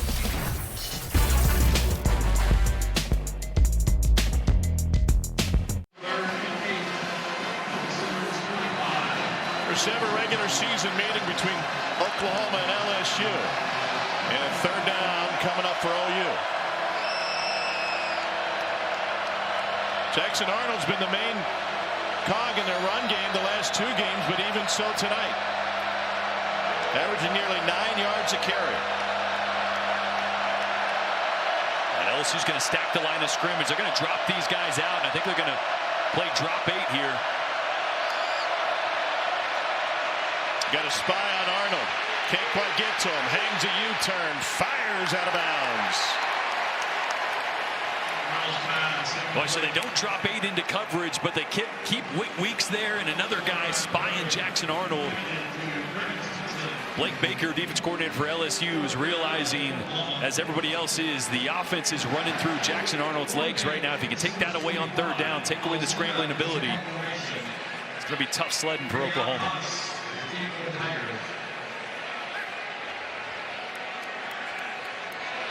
Luka Zinga, top 10 in the nation in average yards per punt. Gets it away clean. And a fair catch taken at the 12-yard line. Moments ago, Coach Hubler caught up with LSU head coach Brian Kelly. Coach Kelly, how do you even begin to describe Garrett Nussmeier going to the locker room, can't move his arm, no shoulder pads on, then he's back on the field throwing a 50-something-yard touchdown pass? Well, he's a tough kid, and he wants to be on this field. This is his dream, to play here at LSU, and he was going to do whatever's necessary. Our doctors took a look at him. X-rays were negative, and yeah, I said, listen, if you can't go, if you're not 100%, don't go in there. He goes, Coach, I can throw it, I can play.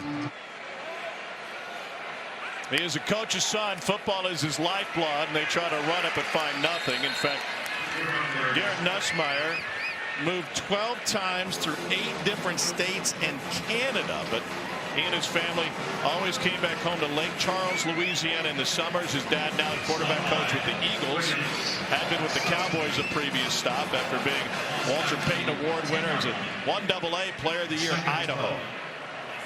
2nd down 12.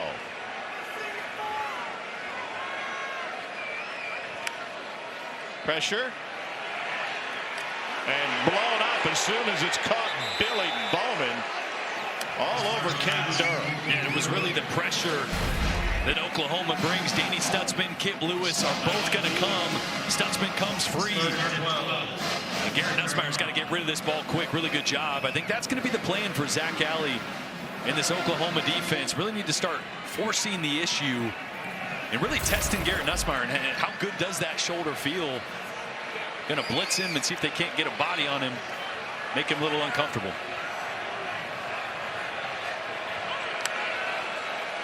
Swing out to Durham with a wide receiver screen. Good blocking from Taylor. And Durham takes it for an LSU 1st down. 14-yard pickup. Did they simply win the numbers game on that one? Yeah, they did. They went a little bit of tempo, so they got 4 guys to one side. Danny Stutzman trying to adjust somebody late. The numbers, it was 4-on-3. LSU's advantage, so quick little throw, body on a body, and you get Caden Durham in space. It's like a wrinkle Joe Sloan may have added early this week.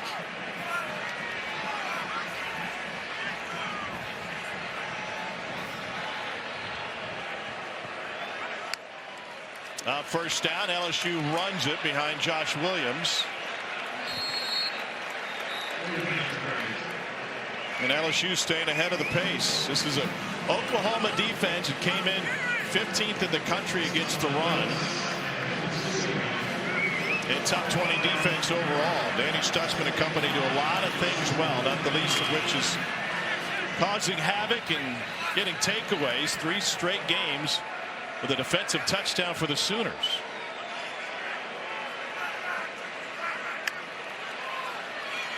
Play action on 2nd and 5. Out of the backfield, Williams taken down by the first man and had nowhere to go. Robert Spears Jennings, a junior out of Broken Arrow High School in Oklahoma. Garrett Nussmeier limping a little bit after that play as well. Got knocked up backfield just a little bit. And I think he was kind of limping around before that snap, too. It almost looked like he was tapping his feet to stay warm, but he is obviously well less than 100%. Well, remember, R. Mason Thomas was the one that put that big hit on Garrett Nussmeier. He's at the top right here working on Will Campbell once again. Face forward at the other end.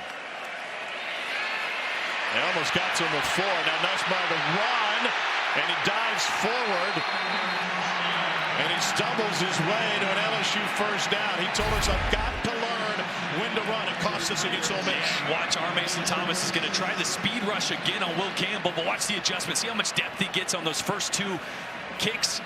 And a great job by Garrett Nussmeier. We've been talking about the checkdowns, but Joe Sloan mentioned because Oklahoma is a match zone team versus last week, Vanderbilt's a traditional zone team where they spot drop, they get to a spot and they keep eyes on the quarterback. A match zone team, they're going to follow receivers, and it almost ends up being man coverage. So sometimes the best option is for the quarterback to take off and run, which he did right there for a good pickup. He is not feeling great. Neither is Grayson Halton. He's the injured Sooner. Nearly midway through the 3rd quarter, and a thriller brewing here in Baton Rouge.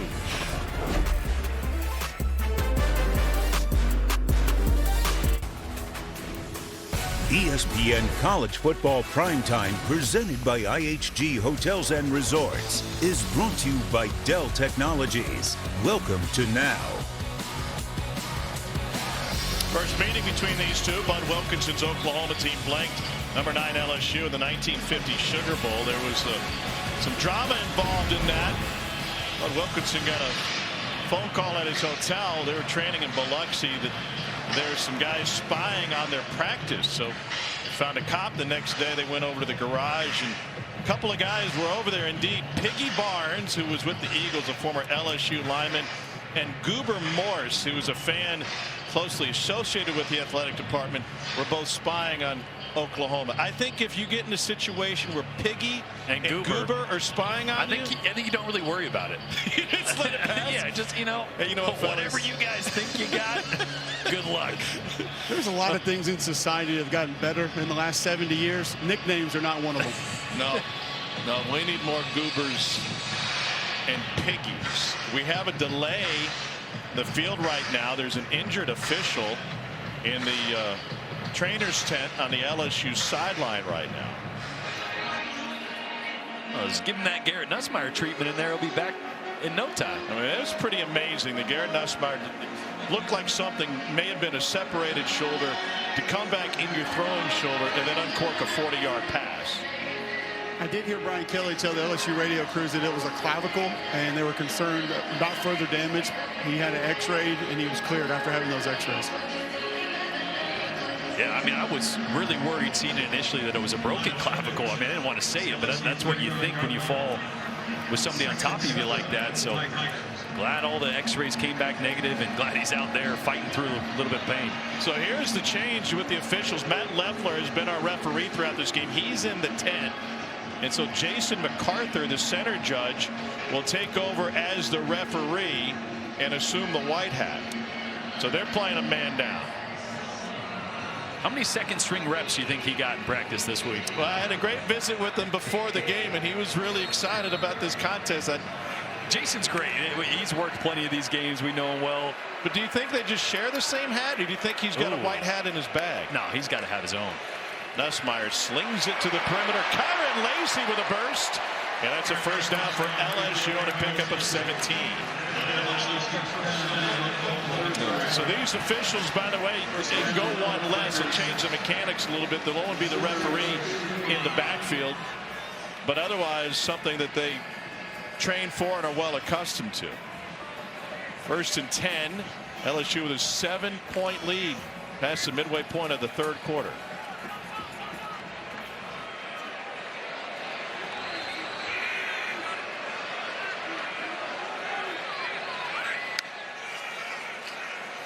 Nussmeier going deep again. It is caught. Chris Hilton the second time. 45-yard strike.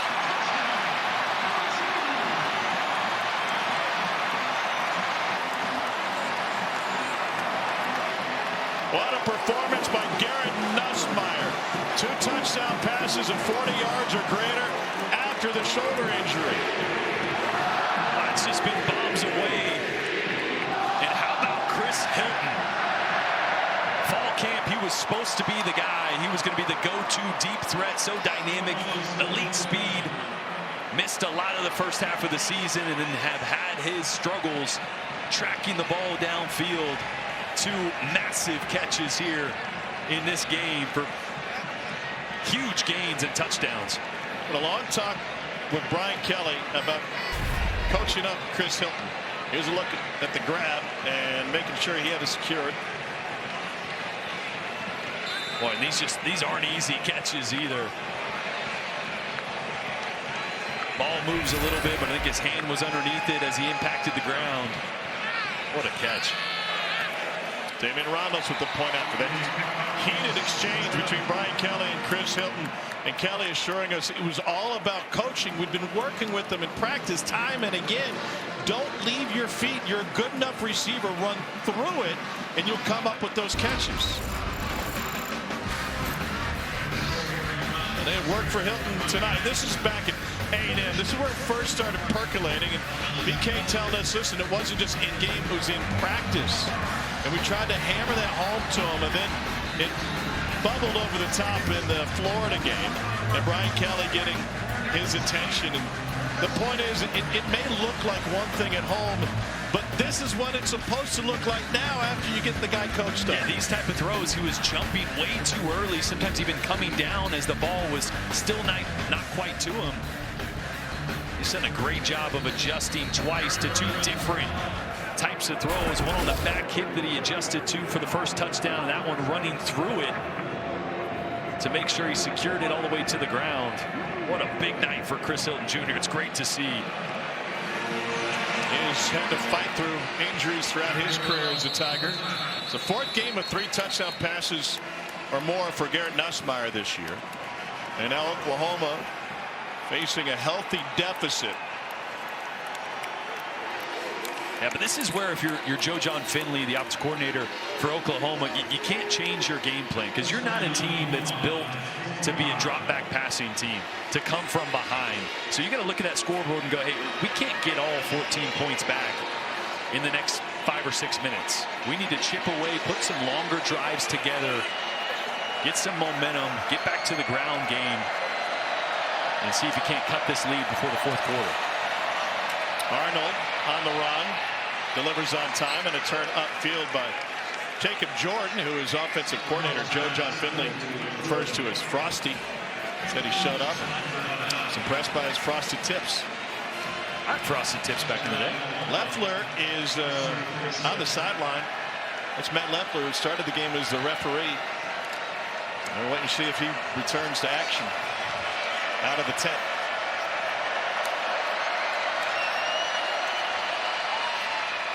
Xavier Robinson, why'd you go away from the frosted tips?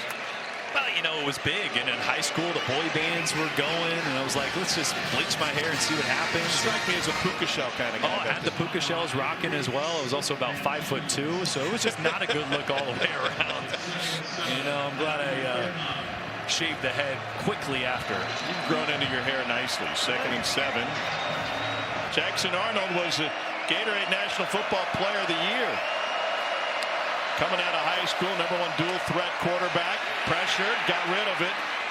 Robinson will set up a 3rd and about 4.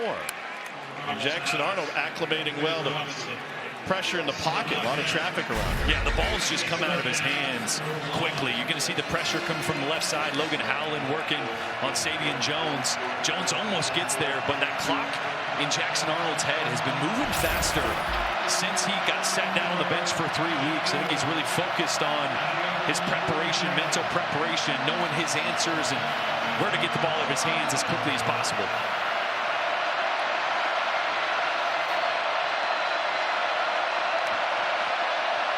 Third down 4. Here's another step up and a run for a 1st down for Arnold. That's a great job. You just go empty, so everybody's going to vacate with this. Nobody's going to be left here.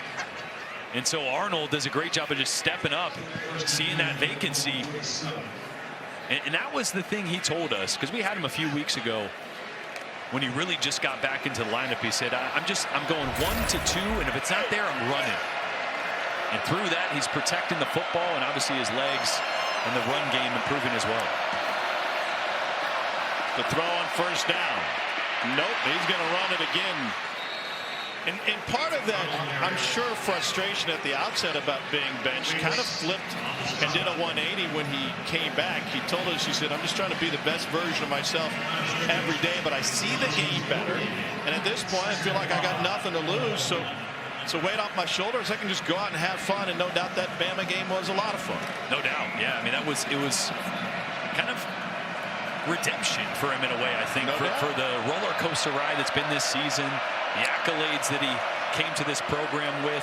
Gavin Sawchuk finds a gap. The expectations. I mean, we did the bowl game at the end of the year, and although it didn't turn out the way they wanted to, there was a lot of promise and hope around Jackson Arnold, what this offense could be, and it didn't live up to the expectations early, but we're starting to see a much better version of this offense and Jackson Arnold at the close of the season. This will be the 7th play of the drive that follows. There's a 3rd touchdown pass of the night from Garrett Nussmeier. LSU brings 4, and there's the first catch of the game for Bauer Sharp. Talented tight end, former quarterback who played in southeastern Louisiana to start his college career. And that's the matchup they won. They had a one-on-one with Whit Weeks, and as talented as Whit Weeks is, he's much better downhill going after the run than he is in space and coverage. Not that he's bad, but was right where Jackson Arnold looked, and the matchup they've been looking for.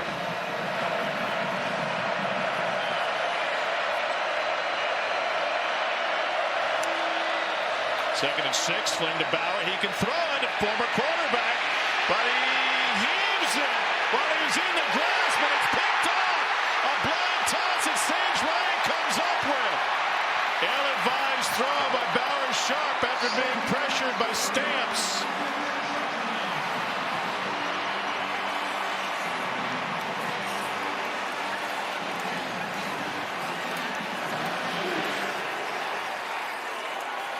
Boy, just going for a trick play. The offensive line is going to, the entire offensive line downfield. Number 52 offense. Penalties decline. First down. Is going to fake cut block. They're all going to drop to their bellies as Jackson Arnold flips this to the outside, trying to set up the throwback. Watch this whole group is going to drop to their belly. Arnold's going to leak back this way, but watch Braden Swinson right here. Watch him sniff that out. And as Bauer Sharp turns to throw it back, Swinson's there and just makes a critical mistake. No one cares if that's a 5-yard loss. That's okay. You're trying to roll the dice, trying to hit something big. If it's not there, just go to the ground. You can't make a bad play worse. And right there, a critical mistake by Bauer Sharp.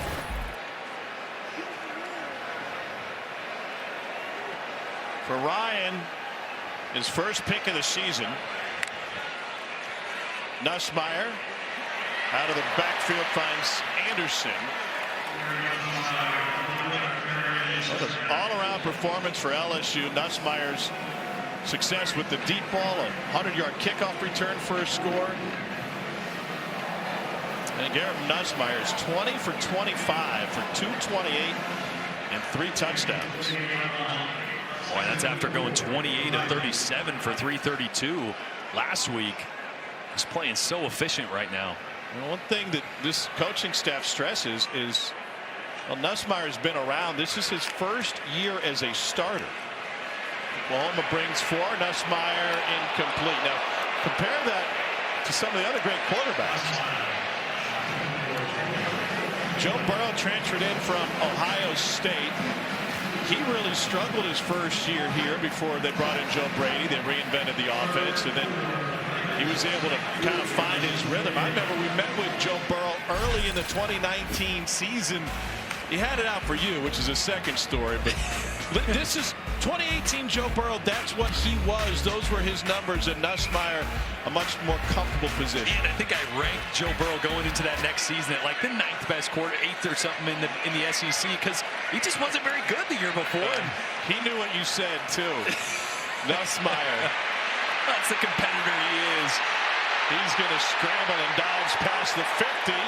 And they mark it just shy of the first down. And that'll bring up 4th and less than 1. And I don't think Nussmeier's leaving the field. Now we saw him hobbled a little bit last drive. Great job escaping pressure there. And boy, that ball's out front. That really looked like he might have got that first down. Well, they're going to go for it. They go the jumbo package, extra tight ends. Josh Williams is the running back. And Williams gets through for the first down. I want to go back to that Burrow conversation. You had him rated really low. We came in to meet with him early in the 19 season, and he was just staring daggers through you. And he said, hold on a second. I don't like what you said. He goes, well, you know, I didn't think you did A well. And he goes, I didn't. I didn't think you did B well. Well, I didn't. I didn't think you did C well. Well, I didn't. He goes, well, unless you have a new offense, then. And he goes, but we have a new offense. Yeah. We got Joe Brady, and they brought out the playbook, and we went, man, they might have a big year. And that was a cool moment, right? You saw the competitor. He even said, man, I remember you pointed to one interception and said, I was lucky it didn't, or a touchdown. I was lucky it didn't get picked off. I was like, well, yeah, there was a guy right there. He goes, yeah, I didn't like that you said that, though. And I just loved it. You know, it's just, I mean, he's such a competitor. It was fun to sit down with him. And you're right. They had a whole new offense, and we didn't know just how good he was going to be. I don't think anybody did. And obviously the rest is history. A big night for Garrett Nussmeier, 20 of 26, 228. And he's thrown for 3 touchdowns, doing it all with a bum shoulder. Not afraid to put the body on the line. He was limping around, but no more. And LSU's got a first down when we return.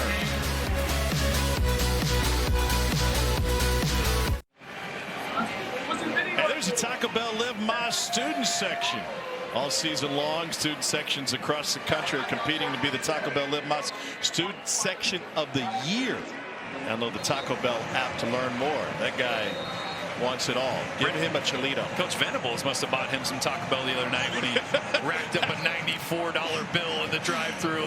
He told us, we looked at the menu, he said, we'll just take one of everything. It's a way to celebrate a win. Nussmeier going deep down the sideline. Wide open. Pimpton inside the 10. Bowman trying to rip it away, and he ends up inside the 5. A 42-yard catch by Kamarian Pimpton. Well, it's just a great job. A little post wheel catches Oklahoma in cover 3. So that corner to the top, Jacoby Johnson, he's trying to midpoint that seam route there by C.J. Daniels. And Billy Bowman in trail coverage on the wheel route. Just too late, and another explosive play for LSU. Not much for Josh Williams. Samuel Omosigo with the stop. And that'll bring us to the end of the 3rd quarter. LSU trying to parlay that turnover into some points on the other end after the interception by Sage Ryan. That's the end of the 3rd quarter. Garrett Nussmeier is having another monster game. He's already thrown for 270 yards, and that was after he left the game with a shoulder injury. Gunslinger is gunning. Back for the 4th in a moment.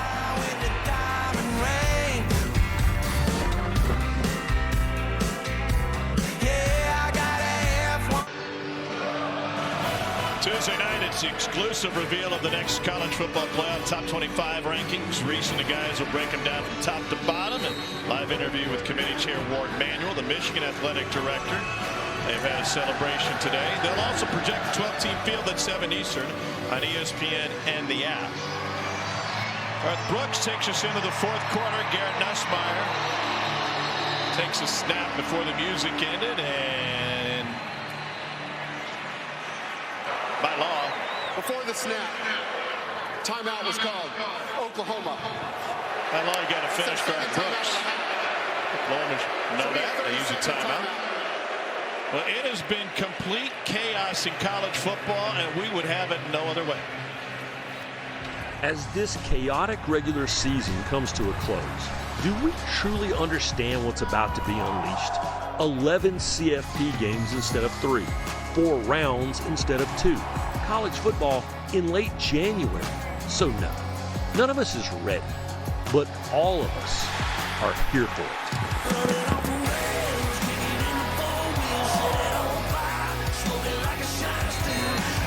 Oh, we're here for it indeed as we move forward towards the college football playoff. Upsets galore throughout the entire weekend and over the course of this entire season. Tom and Jordan Cole. I'm not sure how you make sense of it before Tuesday, but we got to figure it out. Cole, what's your headliner so far to this point?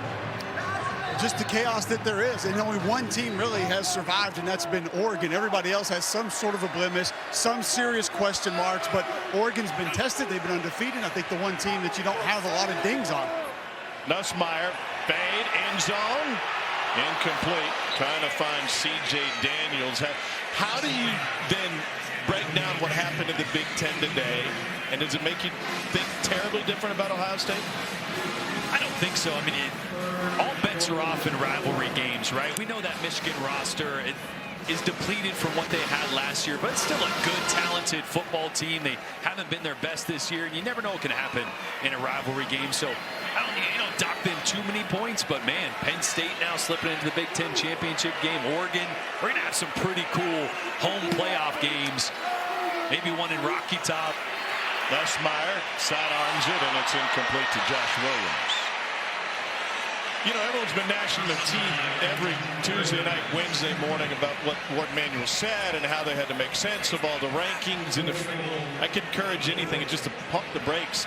Wait till we get through this weekend, and then you have a much better idea of how everything sorts out. It was looking, once again, past tense, like there wouldn't be any hosts out of the SEC. That changed today. Now it's looking like there could be a couple, right? Depending on what happens. Texas with the lead on Texas A&M, looking like they're going to have a chance to go to the SEC championship and play Georgia. The loser of that game would most likely probably host one of those first-round playoff games. 22-yard field goal from Damian Ramos. Let's look at this week's college football playoff rankings coming into the weekend, brought to you by Capital One. And yeah, there's going to be movement. Arizona State won. They will play for a Big 12 title. Miami lost.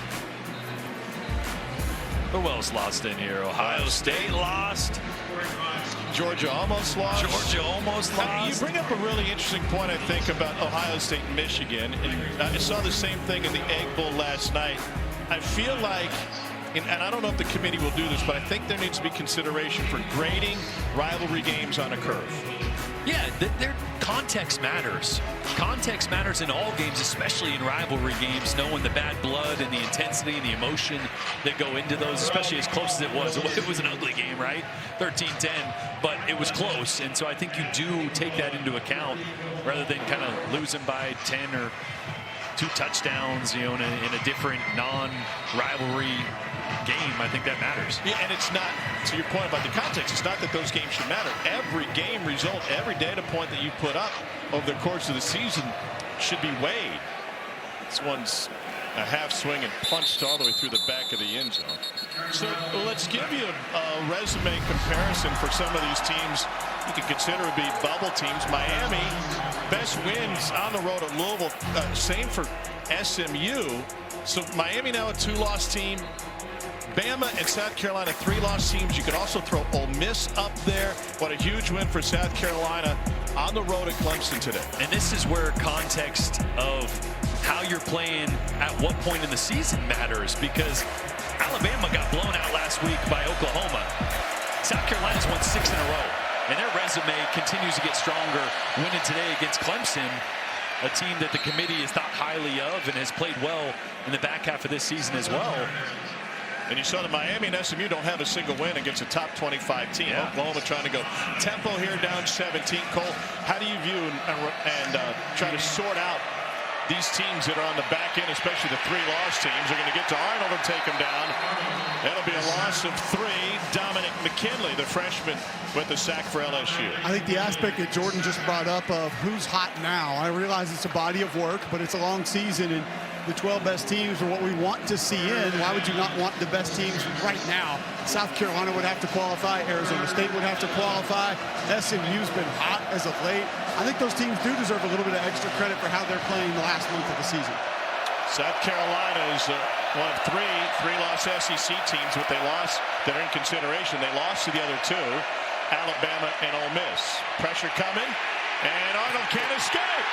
LSU brought the house, and Devon Keys ends up with a second consecutive sack for the Tigers. Look at this pressure that Blake Baker dials up. Watch Whit Weeks and the other linebacker right here. Look at these two guys lined up. They're like 5 yards off the ball in sprinter stances, Devon Keys and Whit Weeks, and they just attack the line of scrimmage. A big stun up front. That's wild. They bail right as they get to the line of scrimmage. Yeah. It's going out wide. Those penetrators coming inside. And Keys ends up wrapping around and bringing Jackson Arnold down. Ball checks up at the 45. I don't think I've ever seen two guys in sprinter stances 6 yards off the ball. But hey, we've seen the Maryland eye blitz from Blake Baker this year, so who knows what else he's going to throw out next. 17-point lead for Garrett Nussmeier and LSU. Back to Tiger Stadium in a moment. On the mountaintop, national champion. ESPN, home of the college football playoff.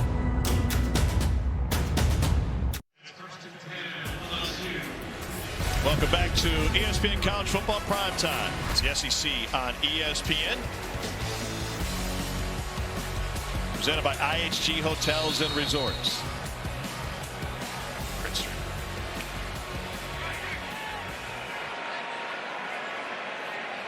Garrett Nussmeier trying to stay warm. Let's throw a deep ball. That'll warm you up. Danny Stutzman in on the stop for Oklahoma. Stutzman came into this game 9th in Oklahoma history in tackles. And if you look at the names that are in front of him, it's awfully impressive. He's got 9 tackles tonight.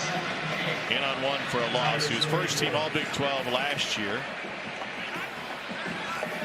And there's some question as whether or not he would go off to the NFL, but decided before bowl practice that he would return for another go at it in Norman.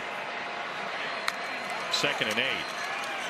Pressure on Nussmeier, and somehow he escapes. There's a flag down, likely holding, and he throws it away.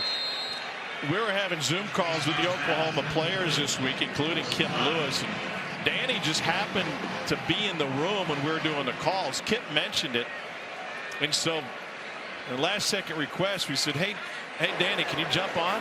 Holding. Offense number 29. 10-yard penalty from the previous spot. Still 2nd down. That's a running back, Caden Durham. And Cole, he didn't hesitate, and he turned the iPad around and showed you exactly what he was breaking down when you asked some specifics about the Bama game. Yeah, there was one specific play where they got a stop down near the goal line against Alabama. Wanted to ask about it. Oh, I know what you're talking about. And gave us the call, told us what the pressure was on the call, and just a pulled guy up the play. You can tell he just loves to grind on film. He was just in there watching film while everybody else is doing their media work. Yeah, and Brent Venables talked to us about that. Brian Kelly called him incredibly instinctual, and Venables, without knowing that, here's a run to the outside by Durham before getting forced out of bounds. Venables was talking about it as like, well, he's learned how to watch film, and in the end, well, pretty good comp to one of the best ever to do it. There's 3 behind him, and the tackles for loss. Boz through 36 games at 413 tackles. And Boz, obviously a 2-time Butt Kiss Award winner. There's only been 3 guys in Oklahoma history to win that award. Hasn't been one in the last 21 years since Teddy Lehman in 2003. Stutzman's got a pretty good chance this year.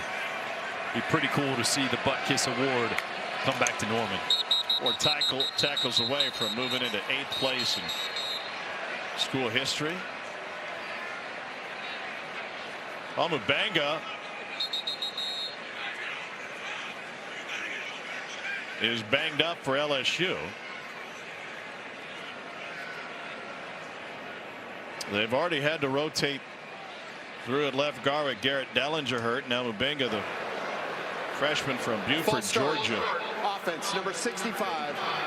5-yard penalty. It's still third down. Athletic training staff for an injured player. Tandem Mabinga will be back in Baton Rouge in just a moment.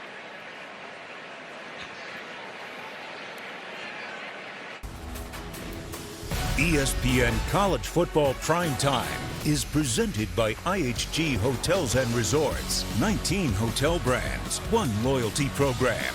Download the app. And in part by Mercedes-Benz. Well, that was a loaded LSU team that won the national title against Oklahoma. You saw Nick Saban lifting the crystal ball. Andrew Whitworth was on that offensive line. Marcus Spears had a pick 6 in that one.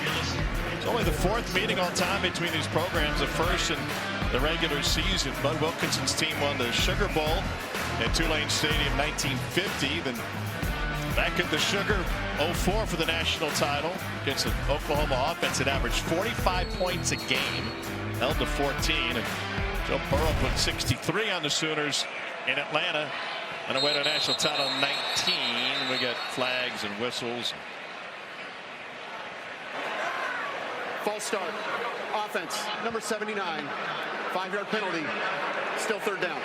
Back-to-back false starts. Yeah, this time DJ Chester, the center. That usually shouldn't happen. You know, you're the one snapping it.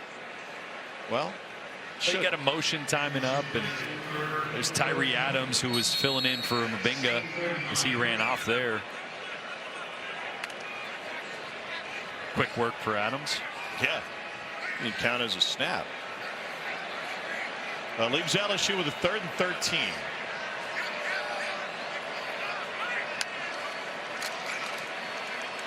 To the perimeter, and C.J. Daniels, who gets bottled up by Eli Bowen. The year it's been for Bowen, the freshman out of Guyer High School. He started his 7th straight game tonight. He didn't see the field for the first couple of games of the year. Stop by Eli Bowen. Playing alongside his brother, who's a year older.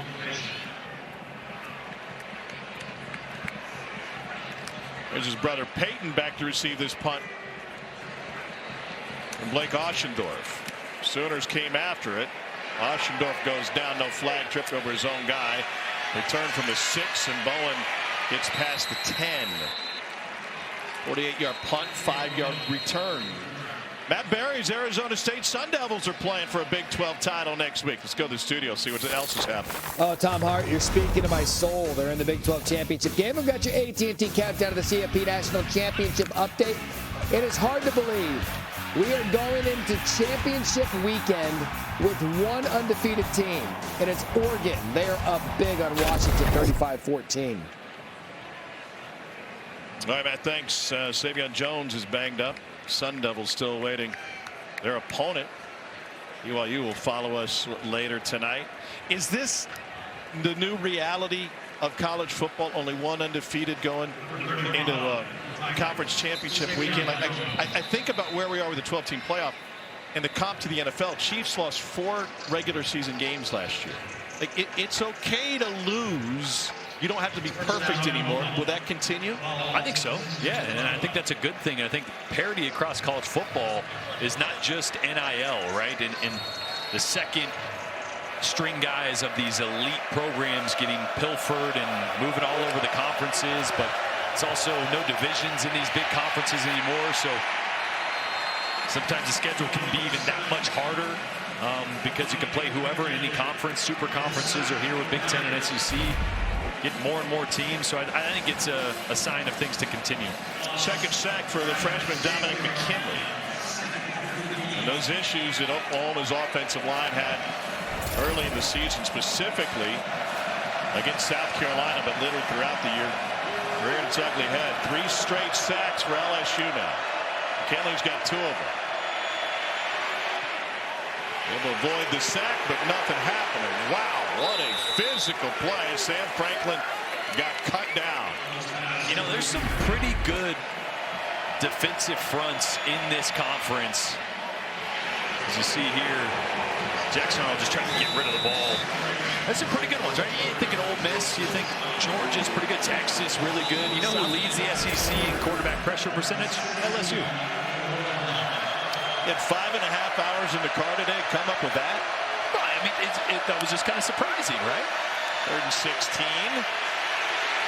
Arnold trying to get out of the end zone. He does, and then took a shot from Weeks up the sideline, and that draws a flag. It'll be an automatic first down. They thought Arnold was out of bounds.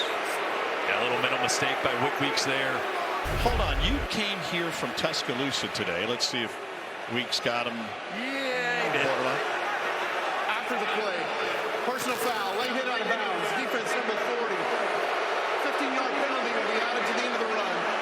Automatic first down. You had SEC Nation at the Iron Bowl this morning, and then you didn't walk into this booth until 3 minutes before kick. What took you so long? Yeah, you know, had a little driver change about halfway. What is this, Le Mans? You tap out the driver to make it to... Yeah, I wanted to explore Meridian, Mississippi a little bit more, so I took a break about midway. It's good. We encourage safe driving. If you get tired, please pull over. Don't need any tryptophan slumbers out there.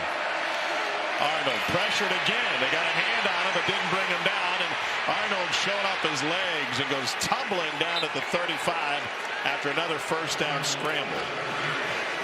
Savion Jones working on Logan Howland again on that left side, getting pressure on Arnold. But once again, Arnold quick to use his feet and get vertical as he's done a number of times tonight. Oh, what a play for Jackson Arnold, and so much promise to start the season. And after struggling in a couple of games, especially with turnovers, he was benched. Play action, able to get it out to Jacob Jordan. And now Oklahoma trying to finish the season on a high note. And there's no doubt that Alabama win certainly has folks feeling better about the season. And they're once again headed to a bowl. ESPN's projections have them against Virginia Tech in the Gasparilla, or the Independents against West Virginia.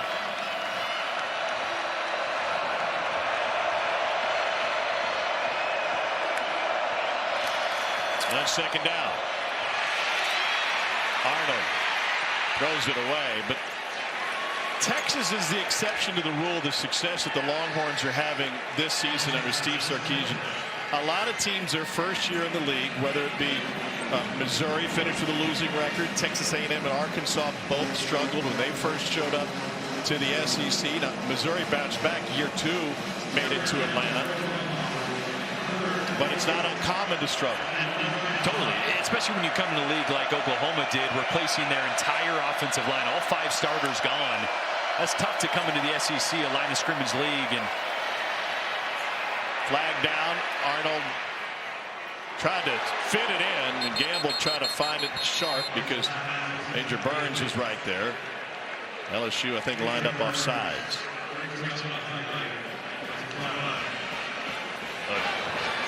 Offside. Defense number 19. 5-yard penalty.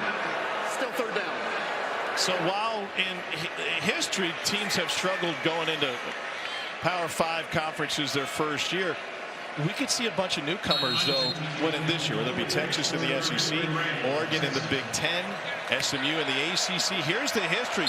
You win a title your first season in the conference.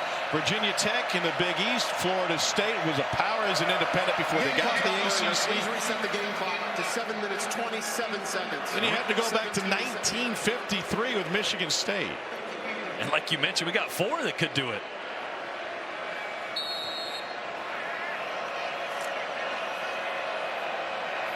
That's a big third down here.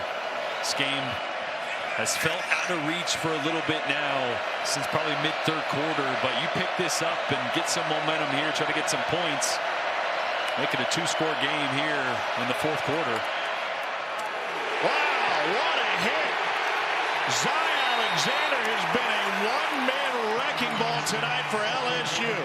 Well, that is the second time Zy Alexander has just been sitting in zone coverage with vision on the quarterback, seeing an underneath check down route come right in front of him, and he has flown down and laid the hammer.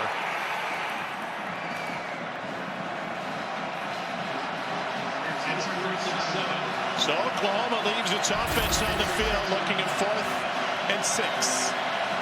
This is where I expect, once again, LSU is probably going to spy Jackson Arnold. That's what I do. Whit Weeks did it last time on a crucial 3rd down. Arnold flushed. Weeks chasing. Took him down. Ball came out. And LSU pounced on it on the sideline. Weeks had the sack and ended up with the football. Oh, again, just another great call from Blake Baker. Having his most athletic linebacker with eyes on Jackson Arnold. Knowing that he's going to try to use his legs. Look at Weeks right here. He's going to have vision on Arnold the whole way. And watch the closing speed as Arnold escapes to his left. Whit Weeks is all over it and brings Arnold down. It was a turnover on, would have been a turnover on downs anyway. The fumble went out of bounds, and that's where the spot is at the 28-yard line. Cole, what did you see down there? I mean, watching it at field level from behind the Oklahoma offense, especially after Jordan mentioned it right before the snap, that was absolute coaching clinic tape on how to spy a mobile quarterback by Whit Weeks. It was both Weeks and Keys, and you saw LSU adjust to those long quarterback runs that Arnold had up the gap on him. To the ground game, and Xavier Thomas taken down inbounds as Oklahoma's trying to strip it. Ball security has been an issue for Oklahoma all season, and it's what cost them directly the Missouri game and several others indirectly. They lead the country in fumbles lost, and it's their 7th consecutive game coughing one up. And 12 of those, I believe, are Jackson Arnold. He's lost 6 of them. Sorry, 12 fumbles. He's lost 6 of them. So 6 of the 15 there. Credit to Arnold. He didn't lose that last one, but he struggled with ball security as well as he did on that one. On 2nd and 4. Caden Durham. And that's going to be good for a 1st down for the freshman who played his high school ball at Duncanville in Texas, but he's an Oklahoma City native. He was a 4-star recruit. Number 8 running back in the country, and his parents, or at least his mom, actually is an Oklahoma grad. She ran track and field in Norman. And he leads all SEC freshmen now with 691 yards on the season. A couple of 100-yard games to his name. He's averaging nearly 8 yards a carry tonight. Durham sneaks through a tiny hole and picks up a couple more. So looking forward for LSU, they're looking at an 8-win season. Brian Kelly won 10 games respectively each of his first 2 years. And we mentioned the recruiting situation where they lost the number 1 quarterback in the country, now going to Michigan. That was an interesting conversation with Brian Kelly. But now leaning and looking forward towards next season. Another year for Garrett Nussmeier in this system. Man, he could put up some numbers, huh? And 2nd and 8. Pulls it back, fires late, and a hair behind C.J. Daniels. Well, and Brian Kelly and Joe Sloan both mentioned that in Jaden Daniels' first year at LSU, this was about the time late in the season, game 8, game 9, game 10, as you see Nussmeier on a little RPO here. Probably should have just handed it off, even though the read says that here late in the 4th quarter. But we mentioned he's a gunslinger, trying to get one more, just a little behind on C.J. Daniels there. But they both kind of mentioned this was when things really started to click for Jaden Daniels in the passing game. And Nussmeier is a guy that's played a lot of football, been around a lot, but really still his first year as a starter. You can imagine just his ability to have another offseason to diagnose and critique himself, game film on yourself. That's one thing people don't understand is so important. You can watch somebody else on tape all you want. You don't digest it or understand it as well as you do when you're watching yourself and you're looking at the decisions you made and what you thought you saw, and cross-referencing that with what you're seeing on tape. You grow so much from that. So I expect LSU to reload big time in the portal and the recruiting and put together a crazy good roster next year. And I expect Garrett Nussmeier to be one of the best in the country once again. We don't see this very often. Lining up for the field goal, Brian Kelly called his holder, Peyton Todd over the sideline to talk with him. And this will be about how to manage the clock situation and use the timeout before the play clock expires. LSU.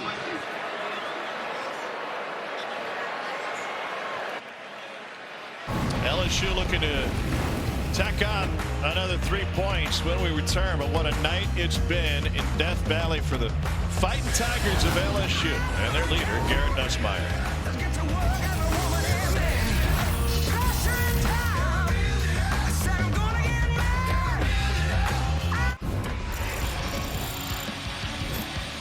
How about Garrett Nussmeier tonight? Well, it started with what we thought was going to be a game-ending injury, and then he comes running back off the sideline, puts his pads back on, and starts ripping the ball downfield twice to Chris Hilton on deep shots. It looked like he didn't miss a beat.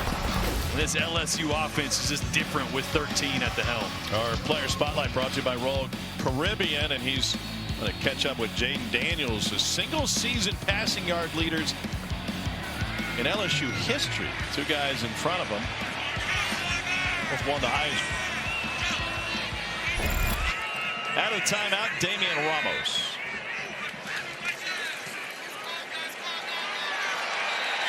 And it's good. 20-point advantage for LSU. 3:19 to go in the fourth quarter. Garrett Nussmeier burst onto the scene second half of the SEC championship game in 22 against Georgia. He threw for 294 in that game, but was behind Jaden Daniels in 22. It was behind him last year. Finally, the opportunity to be a starting quarterback at LSU. When he's right, he's as explosive as anybody. And kind of the road less traveled in today's college football. Sitting, waiting, being okay, developing on the bench. I mean, this day and age, when you're as talented as Garrett Nussmeier, you try to go find another home if you're sitting behind a Heisman Trophy winner. Number 20 is now number 98 for Garrett, being a coach's kid, I think understood that this would be the best scenario for him to sit, learn, wait for his opportunity. And really in this day and age, all you need is 2 good years, maybe even 1, depending if you're looking to play at the next level. Garrett's going to have an opportunity to come back next year and build upon what was a great first-year starter campaign. Obviously not what they wanted from a team standpoint. College football playoffs was the goal, but a lot to be happy with, a lot to build off of for next year. Sam Franklin out to the 20. We're excited about this game being a battle of blue bloods, and that leads us into the Aflac trivia question. First ever trip for Oklahoma here to Tiger Stadium, and 2 of the great programs in college football. There's the Duck since '99. And Bob Stoops took over. Oklahoma has the second most wins in FBS college football. Who has the most?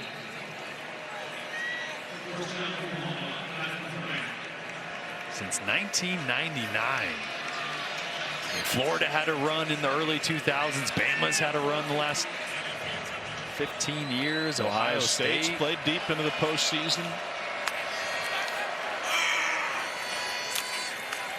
LSU's had a couple of nice runs. I'm going to say Bama. Cole, you want to jump in? I would have guessed Alabama if I had to guess one there.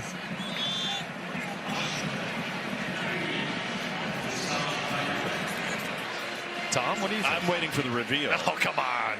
I guessed Alabama. Boise would have been my next guess. Oh, okay. Yeah, sneaky one, right? Kellen Moore had a couple good years there. 2nd and 9. It's going to be it's going to be off the wall. It's not going to be an obvious one.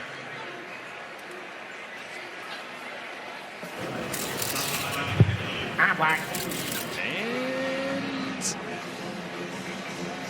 Oklahoma. Oh, Boise. It was Boise State. Wow. Congratulations. Because in second place is the first loser. Good job. We answered the Aflac trivia question. And Cole, for that, you get a cold hot dog that's sitting up here next to me. Can't wait. Oh, wait, I ate it. They're down 7.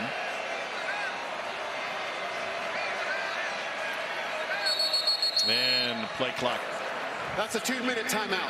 The clock ticks us down to the 2-minute timeout.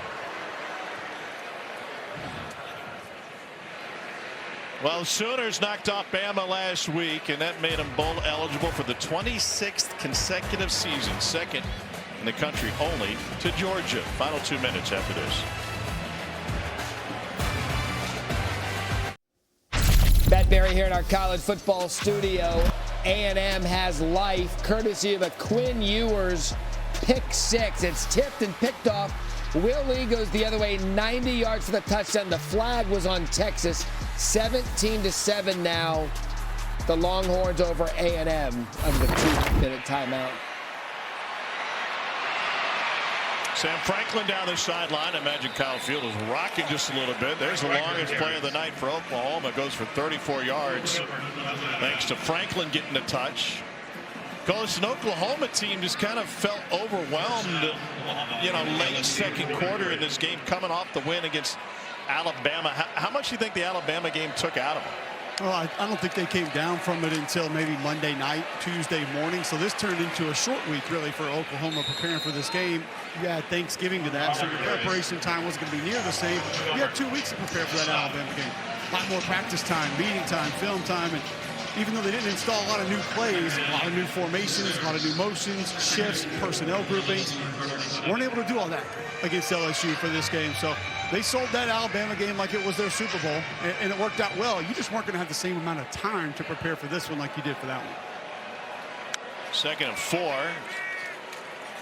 And that's a first down run. And is that a regular occurrence for football teams? You pour so much into one game that it's hard then to stay up for the next opponent. Yeah, it's an emotional hangover. Your nervous system and your emotions are shot after a game like that in a really good way, right? But it's tough to refocus that, wash it, and get back to the grind the very next day, like Cole said, on a funky week for Thanksgiving. It's understandable they came out just a little bit flat here. Arnold fakes to the flat. Goes down the sideline, and it is nearly picked. Sage Ryan already has one. I would have added some workload. Our buddy Michael Bonnet, who was honored today here at the stadium with his wife Robin, sons Peyton and Max. Son Grant is on the coaching staff at Arkansas State, couldn't make it. Longest serving sports information director in LSU football history. Michael celebrates his 25th season with the program this year. That's a lot of W's. That is a lot. A lot of game notes printed out. Here's Jacob Jordan. Gets bottled up.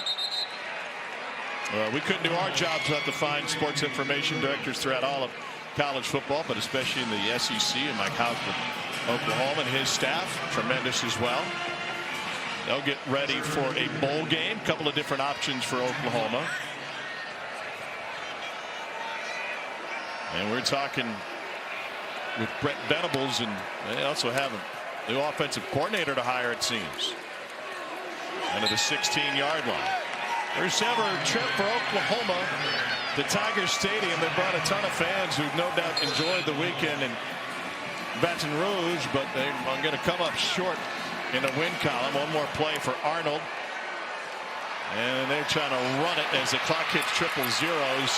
And they take it down inside the 5. Another run for Sam Franklin.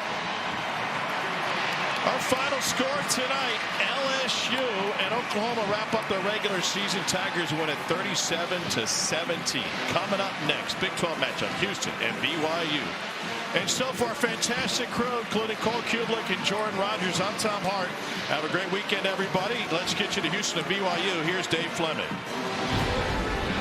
Thank you for watching this presentation of the Southeastern Conference on ESPN. Jet sweep action for an